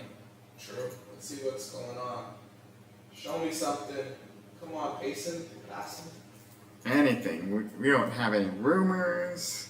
Oh, we do have a deal. What do we got? We have the Mets acquiring reliever Huascar Brazovan. Huascar.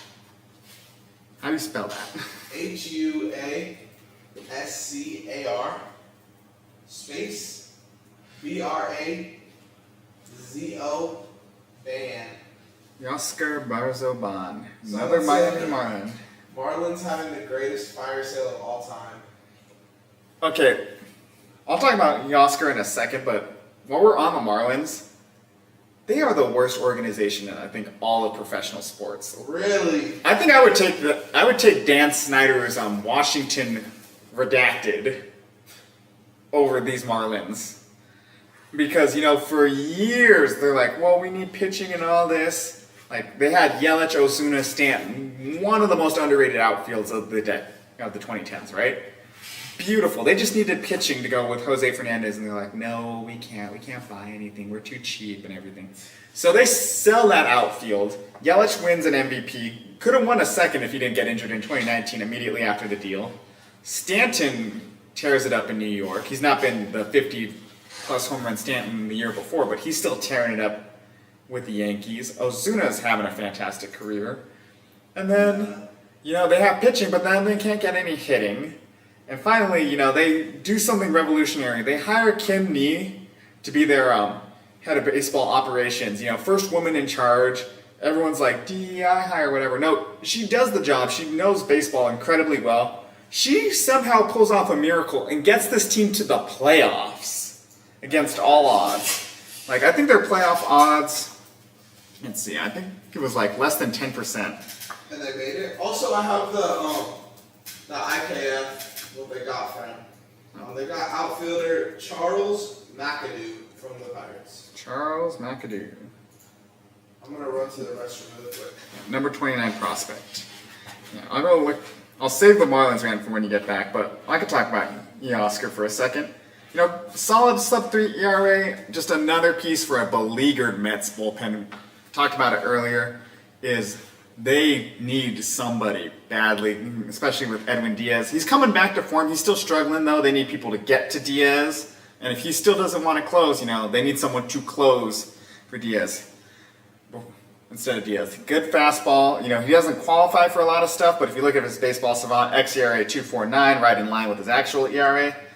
Expected batting average below the Mendoza line. Hard fastball. Limits hard contact. Gets a lot of chases, a lot of swings and misses because of that. A lot of strikeouts. Walk rate's a little concerning, but, manageable, especially with all that chasing and everything. Good barrel rate, great hard hit rate, great ground ball rate. He is just one of those guys you're going to look at and how did they get him? Just a great ad for the Mets overall. Sure, they did not cost that much for them, and they're really building up this bullpen slowly to make a push. Because again, the theme of the day, National League wildcard, incredibly tight here. Would not be surprised at all if the Mets end up hosting a playoff series because of it. The Braves look weak. Every other team has some glaring flaw, and the Mets are shoring up theirs in a big way. See if they can get it back. Oh, Baltimore Orioles are getting Eloy Jimenez. Oh, shit. All right. We were talking about him earlier being a failed prospect. It's not because of how he performs on the field, more so the injuries and the luck with him. And, I'm really surprised they're getting Eloy because he's not a great defensive outfielder. They surely have to be seeing something in him because on base under 300, not great slugging, 81 OPS plus. But, the potential is there with Eloy. And let's see, he would have to DH, but I don't know who their... Santander's their DH, right? That sounds right. What do you think that package is going to look like? Because he is kind of a weird player where he's hard to gauge, Maybe one in their top 20. Ryan O'Hearn's their DH, and he's a good DH too. So, I think... That means they probably got him for the cheap. Yeah, they probably got him cheap because Cedric Mullins has just not been the 2021 Cedric Mullins. I think they just wanted to shore up that lineup a little bit more. Maybe platoon him with Mullins or just put Mullins on the bench because just look at this lineup. Rutschman 118 OPS plus, Mountcastle 118 OPS plus, Gunnar Henderson 165 OPS plus, Westberg 135 OPS plus, Colton Cowser 121 OPS plus, Santander 136, 133 for O'Hearn, and then Heston Kierstad, another outfielder 129 OPS plus. Just a lot of great pieces overall. So I'm very interested to see what about Eloy intrigues them so much because the outfield is great. O'Hearn's the primary DH. I think they're probably going to be moving him to first base and right field. I'd say maybe they're moving him to second base. Interesting move. I don't doubt this front office. I see their vision a lot of the time with the stuff they're doing here. They had to have gotten him super cheap. Doubt it's going to be anyone in their top 20. But interesting to say the least here. Because when I saw outfielder for the White Sox, I'm like, oh, they did the thing. They got Robert. Now they got someone cheaper.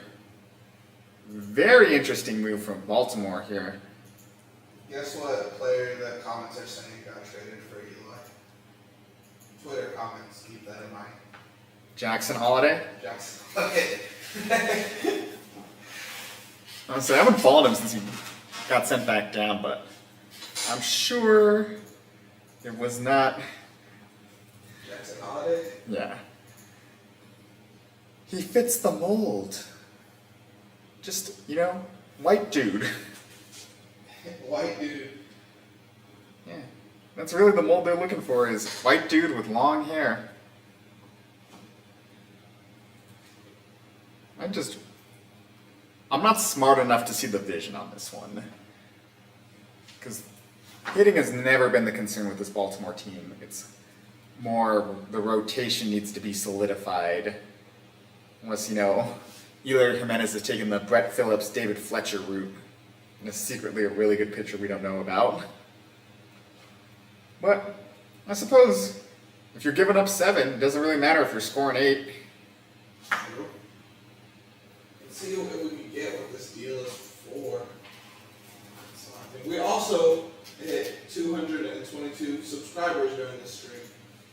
Let's go, 222. 3 twos for you, boy. Deuce is wild. This is wild. Because I told my dad, after Vin Scully passed and I wrote about it, the easiest thing for me to ever do was start it off because the current announcer for the Dodgers, every time, it's a 2-2 count with 2 runners on, it's Deuce is wild. So he does that as a tribute to Vin Scully, but my dad gets upset. He's like, no, that's Vin's call. That's Vin Scully's call. I'm like, no, it's a nice way to pay tribute, so. It's an honor. Yeah. Like Joe Buck did his dad's famous call on the David Freese walk-off in Game 6, we will see you tomorrow night. Like, when Mike Breen inevitably retires, I'm sure someone is going to bust out a bang. True. It's not going to be as iconic as Breen, but it's still going to work. I don't know if they do that for basketball. I don't know, maybe. Because telling me, you need motivation, you're not putting on, the Mike Breen, best bang compilation.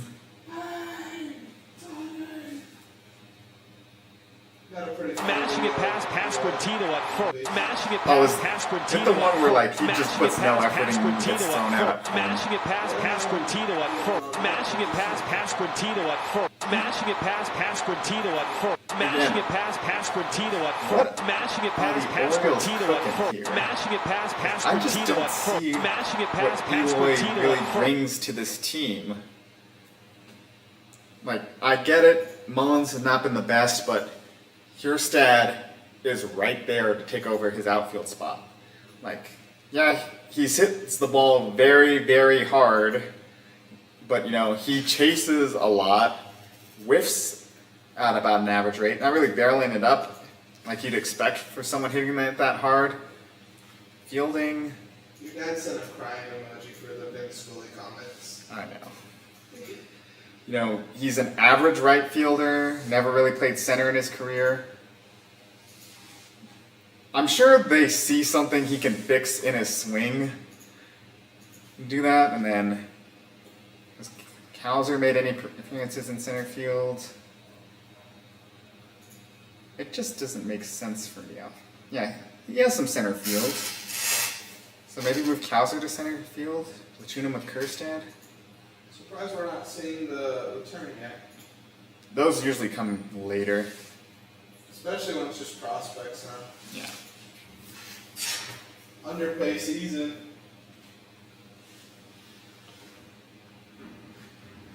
I said the guy that's been breaking everything for me. It's what are the Nationals and Tigers doing? I'm like, well, Finnegan has no trade value after what happened yesterday. He really blew that game. Because I think he gave up like 4 or 5 runs in the 9th to Arizona, including the the walk-off pinch hit home run to Corbin Carroll. So Finnegan's got no trade value. And then other than that, I don't see anyone from the Nationals I'd really want. Tigers, they're just too much. Correct me if I'm wrong, but I think this is a live trade. I know a lot of Tanners have been traded this, but Phillies have acquired lefty Tanner Banks from the White Sox. All right. Phillies adding to the bullpen. Multi-inning reliever who could return to starting at some point. Yeah, I say, again, he's just getting unlucky. The White Sox, their coaching staff is just bad. That's why, everyone was excited when the Dodgers got Kopech and whatnot, is you can just say, do this, and you're good. So he's going to be fixed in Philadelphia. A little less stinky for me. Oh. It appears that the White Sox are not listening to offers. Garrett Crochet will be staying on the south side. Hey. Dude, don't get the Godfather offer. Just get something for him, man. This is probably his highest value at this point. Someone said the White Sox are going for it being 50 wins. They're on pace for 121 losses. I think the record is 123 in a season. That's so funny. Let's see. Because at this point, it's the ghost of Andrew Benintendi and Yoan Moncada. Yeah, someone said we'll note the 7 minutes. That is a crazy announcement with like 5 minutes left to the deadline. Yeah, they are currently on pace more than halfway through the season to have the worst record in baseball history. God bless this White Sox team. You cannot be picky, just get somebody at this point. God, this White Sox team makes me upset. Tigers, I don't know. We got about 5 minutes left. There's got to be one big deal out there. There's no way the Dodgers or someone do not come out of here with another pitcher, at the very least at this point. A lot of White Sox fans want Flaherty traded. Flaherty? Flaherty? Maybe something like that. Flaherty. Yeah, Jack Flaherty. He is a Tiger. Oh. Free agent at the end of the year, dude, you can't hold out for the big offer for Jack Flaherty at this point. Because he's not necessarily Oh! Jack Flaherty to the Dodgers! Yes! Let's go! We got a Dodgers deal! Alright. Flaherty to the Dodgers, that's the big deal we were waiting for. He has been very, very good this season. I like it. I like it a lot. There we go. The question is, though, I am worried about who we gave up. I'll be ready for it when it happens. I think it had to at least been Diego Cartaya. If I'm guessing, I think Diego Cartaya, Kendall George, and God, it'd hurt me if Trey Sweeney gets traded, but it'll probably be Trey Sweeney. Sweeney? Yeah.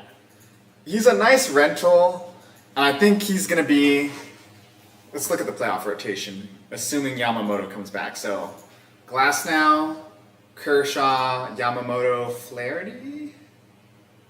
It's not a bad rotation to take into October.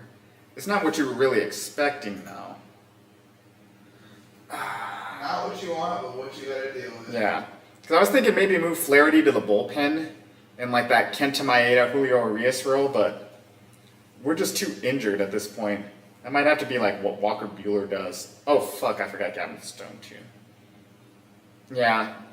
It's not ideal, but we just need arms at this point, because how many different pitchers have started a game for the Dodgers this year? So 1, 2, 3, 4, 5, 6, 7, 8, 9, 10, 11, 12, 13, 14, 15, 16 different pitchers have started. That's including openers, but still, that's too many different pitchers to make a start in this season. 17 now with Flaherty, is he is going to be a nice piece for this team.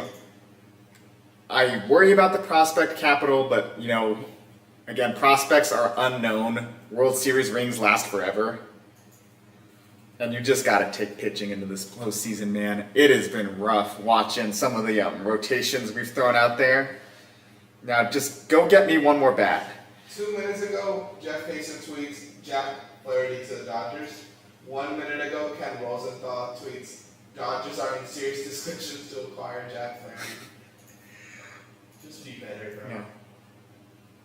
I'm telling you, if you're on the phone with the Tigers, just get Mark Canha, and this is a perfect deadline for the Dodgers.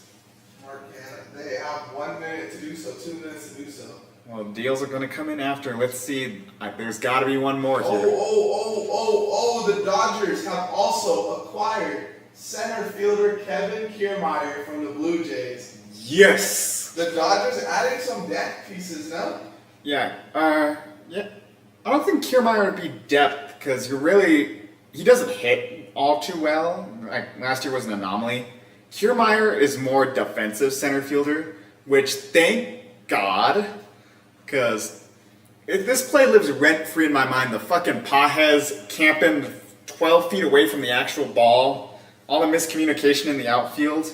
Kiermaier is still a fantastic defensive center fielder. I think he's got, I want to say like 5 outs above average at least, 6 run value in center field. My big thing with the Dodgers is I didn't want them to buy big this year. Is they needed to buy small depth pieces because you're getting, Muncy back, you're getting Betts back. You just need depth here. So, fielding run value 8 in center field, outs above average 9. That's exactly what this Dodger team needs in center field. Is because, need we forget in game 1 of the division series last year, is we will never know what happened if he makes the play. But Outman dropped it's a difficult play, but a good center fielder makes the play regardless, and that just spiraled the inning for Kershaw. Kiermaier makes that play in his sleep. Is a nice defensive center fielder, is beautiful, a good defensive shortstop utility man, and Tommy Edman is nice. It's a good deadline. You don't need to buy the big names. You don't need to buy the sexy names. You just needed 2 names like this. Perfect deadline for the Dodgers. I am not upset whatsoever. I like it too. I feel like every year there's always talks about like these LA teams making like the big move, but I feel like more teams need to have deadlines like this where they just fill their holes, fill what they need, and I do think the Dodgers did that. Yeah. Because you know what the big move is? Mookie Betts coming back from the injured list. Yoshinobu Yamamoto coming back from the injured list. Max Muncy maybe coming back from the injured list. That's your big move. And now the deadline has passed. Let's see what gets announced under the wire here. Definitely. We're definitely looking for what the Dodgers have given up. And then, like another sneaky deal. I don't think they gave up enough. I mean, not enough, but a lot for Kiermaier, huh? Kiermaier, I think it's no one in the top 30. It's got to be some chump change. I guess. Oh, the Tampa Bay Rays are acquiring Dylan Carlson. Yeah. Thoughts? Next Randy Rosarena, apparently. Carlson doesn't have so much potential, but he's never really been able to fulfill it. I think the Cardinals are so great at identifying talent, they're horrible at developing talent. Okay. As bad as it is to say. So I think Carlson is going to take a nice leap in Tampa. And they're doing that. The Rays are doing that classic buy-sell thing where they're buying, a lot of guys, but they're also selling their guys at the right time. They gave up Sean Armstrong in the Dylan Carlson deal. All right. Armstrong was one of those they were rumored to move anyways. I think it's a win-win for both sides, honestly. Let's see what Sean Armstrong has been doing this year. 5 ERA. Good strikeout stuff, but not the results you want. I'm sure the Cardinals have a plan for him. Everyone's got a plan for him. The guys they get, but if you're not doing the best with the Rays, how can you really fix that picture? But, God, what's his name on Arizona? hell he dominated us in the division series. What year is this? Last year. Oh, it's gonna kill me. I can find him. I'm gonna find him too. But Ryan Thompson? Is it Ryan Thompson? You know, former Rays? Is it a regular season game or a playoff game? Playoff game. Yeah, Ryan Thompson. That's what I was thinking of. You know, struggled with the Rays, went to Arizona, fixed it. I'm sure that's gonna happen with Armstrong too. So win-win. You know, for both sides, I like it. Not the Cubs aren't making any more moves. yeah. Cubs. Yeah, I didn't think they were. Let's see. We're still in buzzer beater territory right now. I'm surprised the Diamondbacks did not make any moves aside from Josh Bell. But again, you don't want to touch that farm at the moment. I just thought they would do something a little bit closer. Padres made moves I was expecting. Let's just go through the teams right now. I'm surprised Boston didn't buy more. Twins weren't as active as I thought. Kansas City was more active than I thought they'd be. They're a team I always forget about until I hear their name. And I feel like they were around a lot during this deadline. Mariners didn't have to rebuild. The Rays did Rays things. The Rangers, I don't know. This is one of those like shit or get off the pot, man. You didn't do enough to move the needle. I get you still have that great farm and you don't want to touch it, but either add a little bit more or just sell Kirby Yates and really do something. Tigers were smart to hold on to Scooble and sell Flaherty. Would have liked Canna, but it is what it is. You know, Braves did what they could. Mets shored up the bullpen. Padres, they shored up the bullpen, but at what cost? Diamondbacks weren't as active as I thought. Pirates really had a good deadline. Might be the sneaky winners of the deadline, honestly. Cardinals didn't do as much as I thought. I thought the Giants would have sold more. Reds, again, shit or get off the pot, man. Like, I'm done defending this team until they start actually doing something here. Dodgers traded. This is a crazy name. Fabrin, Byron, Lozano. and Trey Sweeney for Flaherty. Not Trey Sweeney. Those are your names. God, no one wants Diego Cartaya.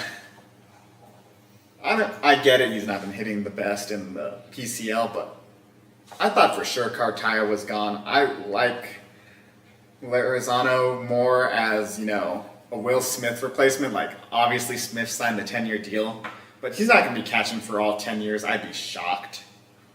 Sweeney is someone I'm very high on, but, you know, AAA, he's kind of blocked by Lux and the influx of shortstops.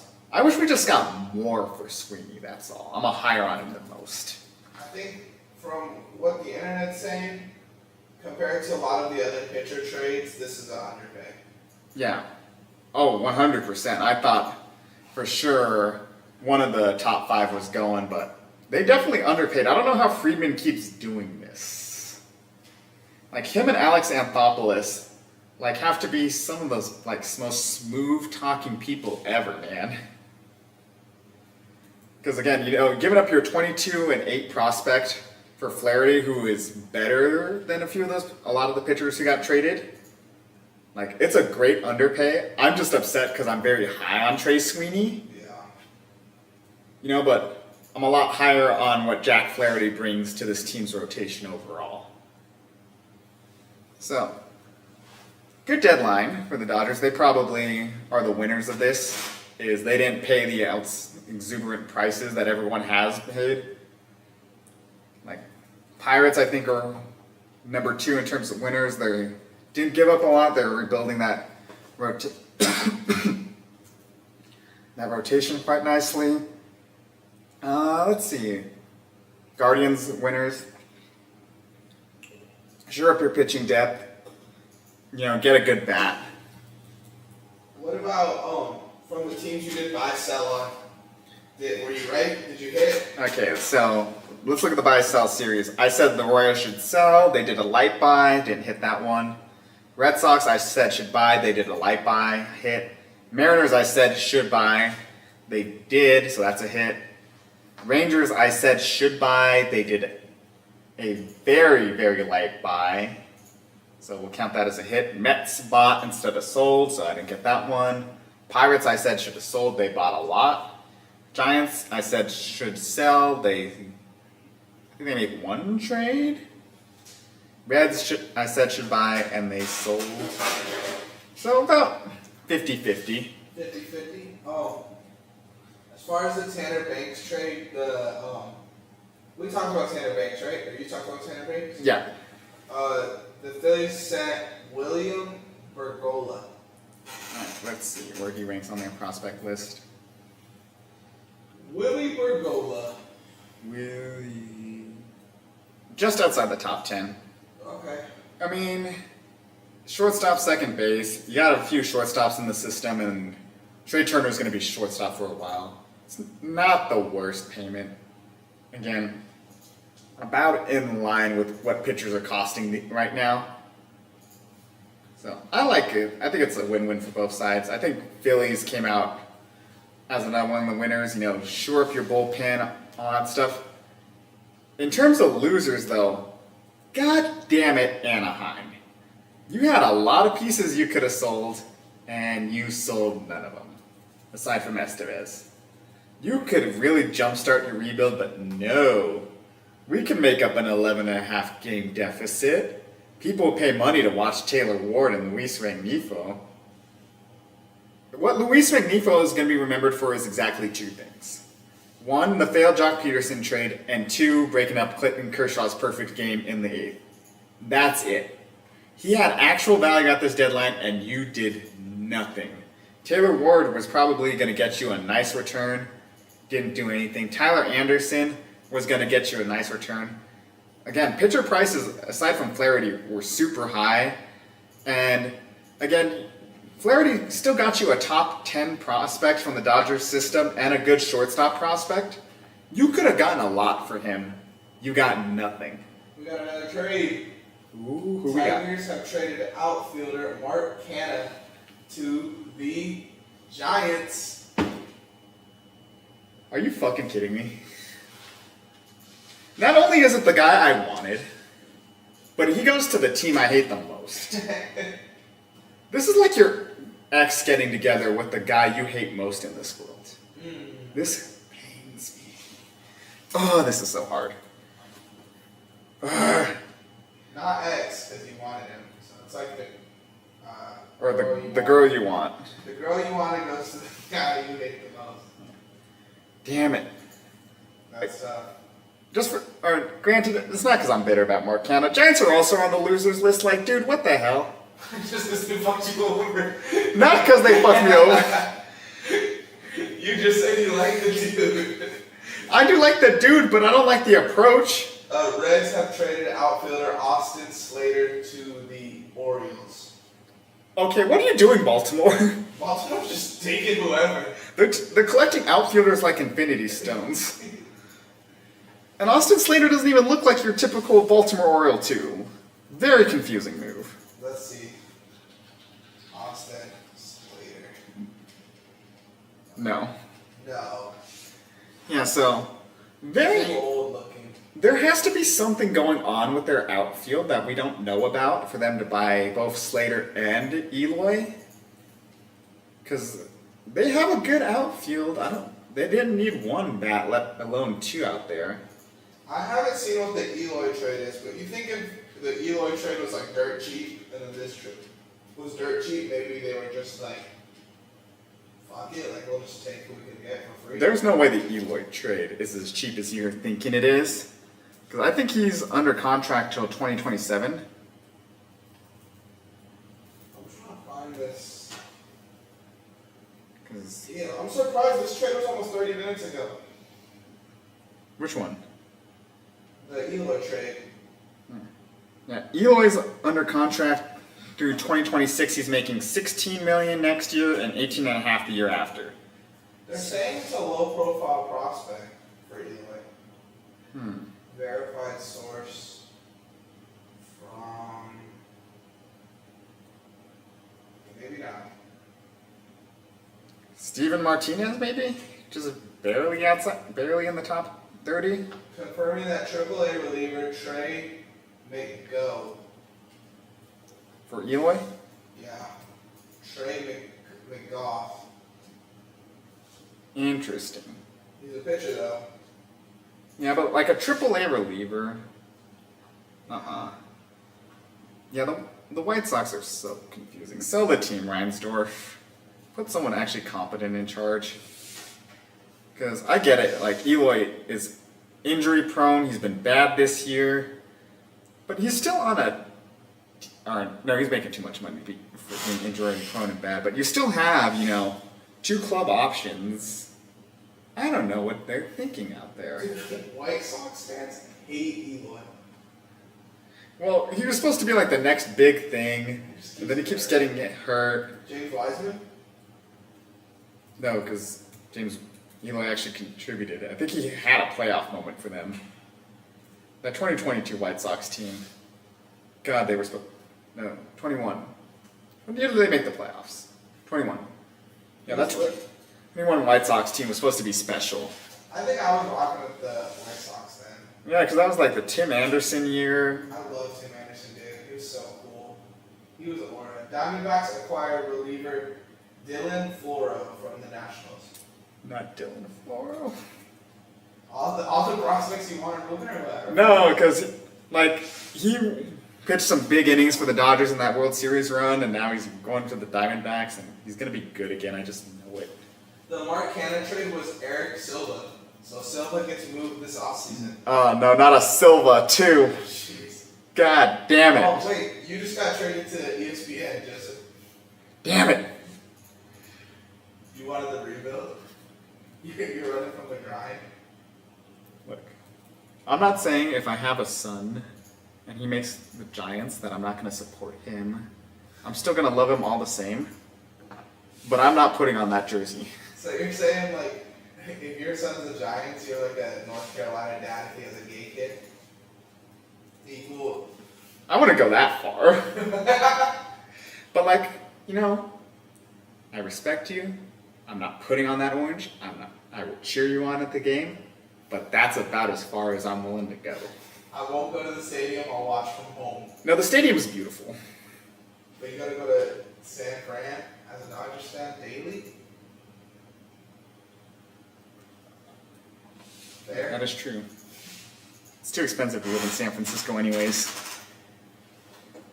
'Cause I always say, like, the reason why the Niners built their stadium all the way in Santa Clara is the land in San Francisco was too expensive for a team worth, like, $3 billion. Well, that's why a lot of people hate the Warriors, because they moved out of Oakland. Yeah.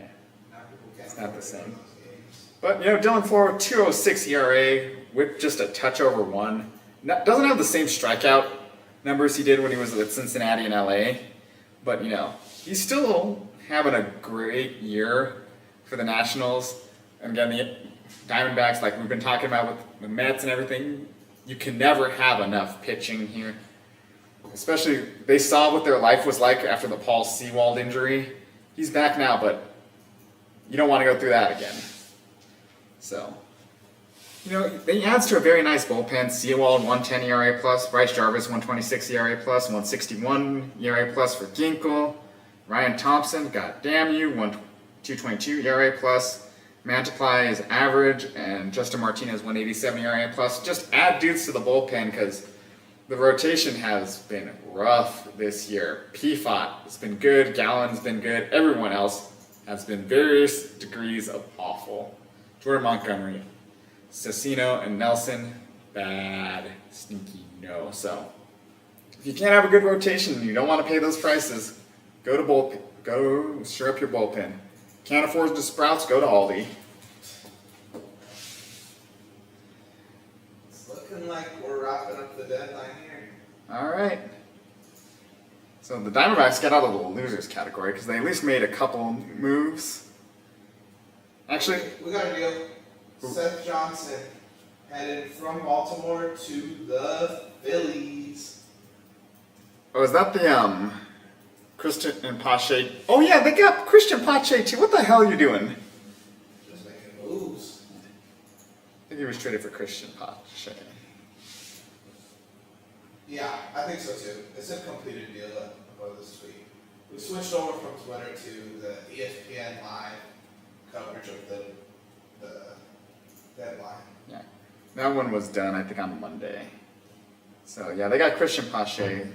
Interesting to, I don't know if they're really overhauling the outfield, but adding a lot of pieces to the outfield. So interesting for Baltimore. They are definitely the most confusing team of the deadline for me.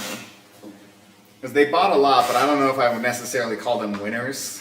They sort of fire everybody. Ooh, are White Sox fans saying fire everybody? I don't know, my Twitter just crashed, but I feel like the Orioles were like when you play Monopoly like with your cousins and you have that one cousin that just buys every space and it's like you can't be mad at him, but like what are you doing? They can't all be worth it. No, it's gonna be really funny when I shouldn't say funny, it's not funny when people get hurt. But like Santander, Mullins, and Hurstead all get injured within the next 2 weeks. And then we look like the idiots. So the Seth Johnson trade, is that what we talked about? Yeah.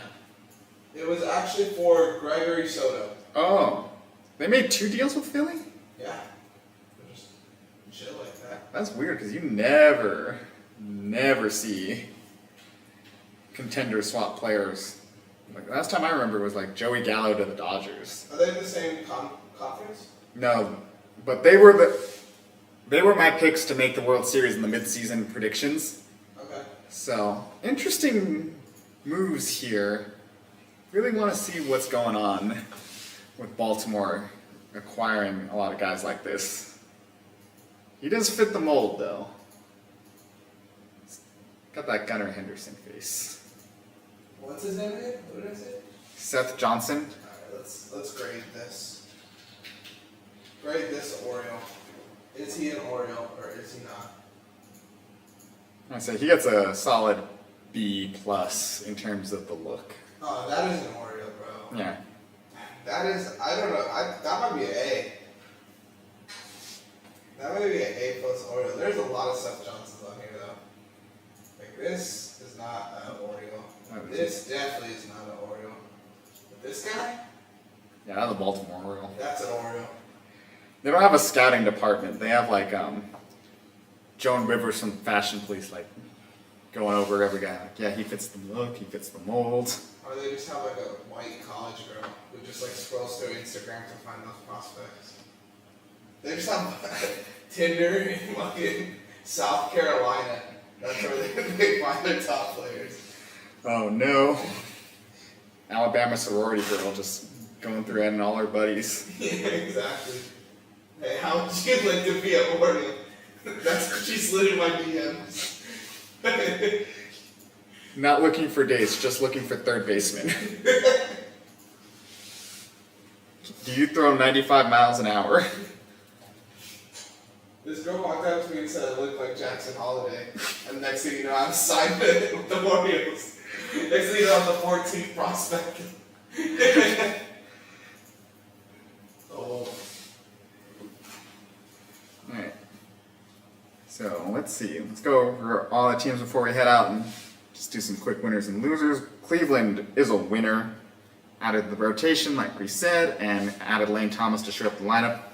Baltimore, they are very confusing, but I'm going to count them as a winner. Can never have enough lineup depth to really platoon it. Houston, they're losers, man. Yusei Kikuchi is not worth an all-in push, and it really didn't address their biggest need too much. I'm saying Houston's losing.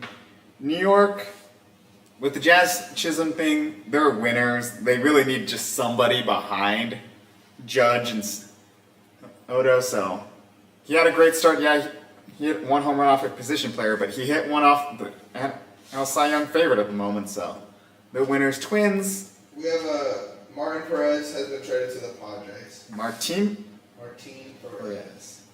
Interesting. The Padres loading up on pitching. Your Pirates doing a little bit of selling too, but again, you're really on the big three. Perez has been okay for them. I do not mind that move.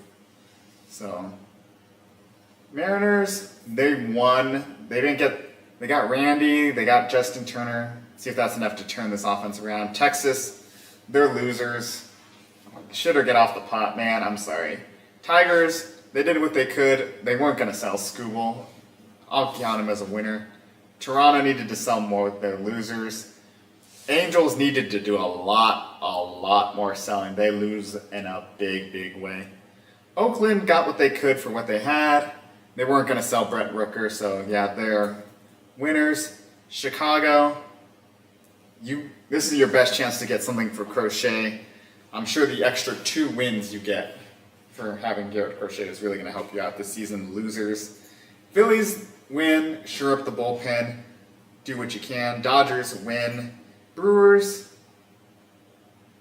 losers. I think they needed to do a little bit more, especially with their division coming up behind them. Atlanta, the fact that they reunited the 2021 gang, not fully, but Soler is enough to call them winners. Mets show up the bullpen, they're going to be winners. Padres, I don't like the fact that they overpaid, but you really have to add a lot to be competitive here, especially Martin Perez. He doesn't really move the needle rotation-wise, but Musgrove I don't think is coming back this year. I'm going to call them winners. Diamondbacks, winners. I'm going to call them a push. I think they needed to do a little bit more and quite frankly did not do enough. Pirates are winners. They'll get something back for Perez of value and then add to the rotation or add to the lineup, which was really their biggest weakness. And just go for it. You don't know how long this big three is going to stay healthy. Pitcher health's very volatile. Go for it. Cardinals, winners. Yeah, you bought a lot. Carlson wasn't going to hit his potential with the team. It's fine. Giants, losers. I think you needed to either buy or sell. Doing a little bit of both is not going to help you out here. Also, give me my Marcana, please. Reds are losers. They needed to sell more if they were going to sell. Really build up a farm back because it's not a great farm with everyone graduating. Or buy and really push for this core. Doesn't inspire confidence in me. Cubs are big losers. They needed to sell more. I think Bellinger could have gotten you something here. And Isaac Paredes in Wrigley, not really what you wanted, the losers. Nationals, they did what they could, didn't have that many assets, got pieces back, winners. Marlins, biggest winners, the sellers. They got a lot for a rental closer. Should jumpstart their third rebuild in 2 years. And Rockies are losers because I don't think they made a single deal. And quite frankly, you have to do something. I think you could have gotten something for Elias Diaz. Big losers for the Rockies. But let me know who your winners and losers are. This was a good deadline, not as fun as we thought it was going to be, but still had a great time regardless. And don't forget on the way out,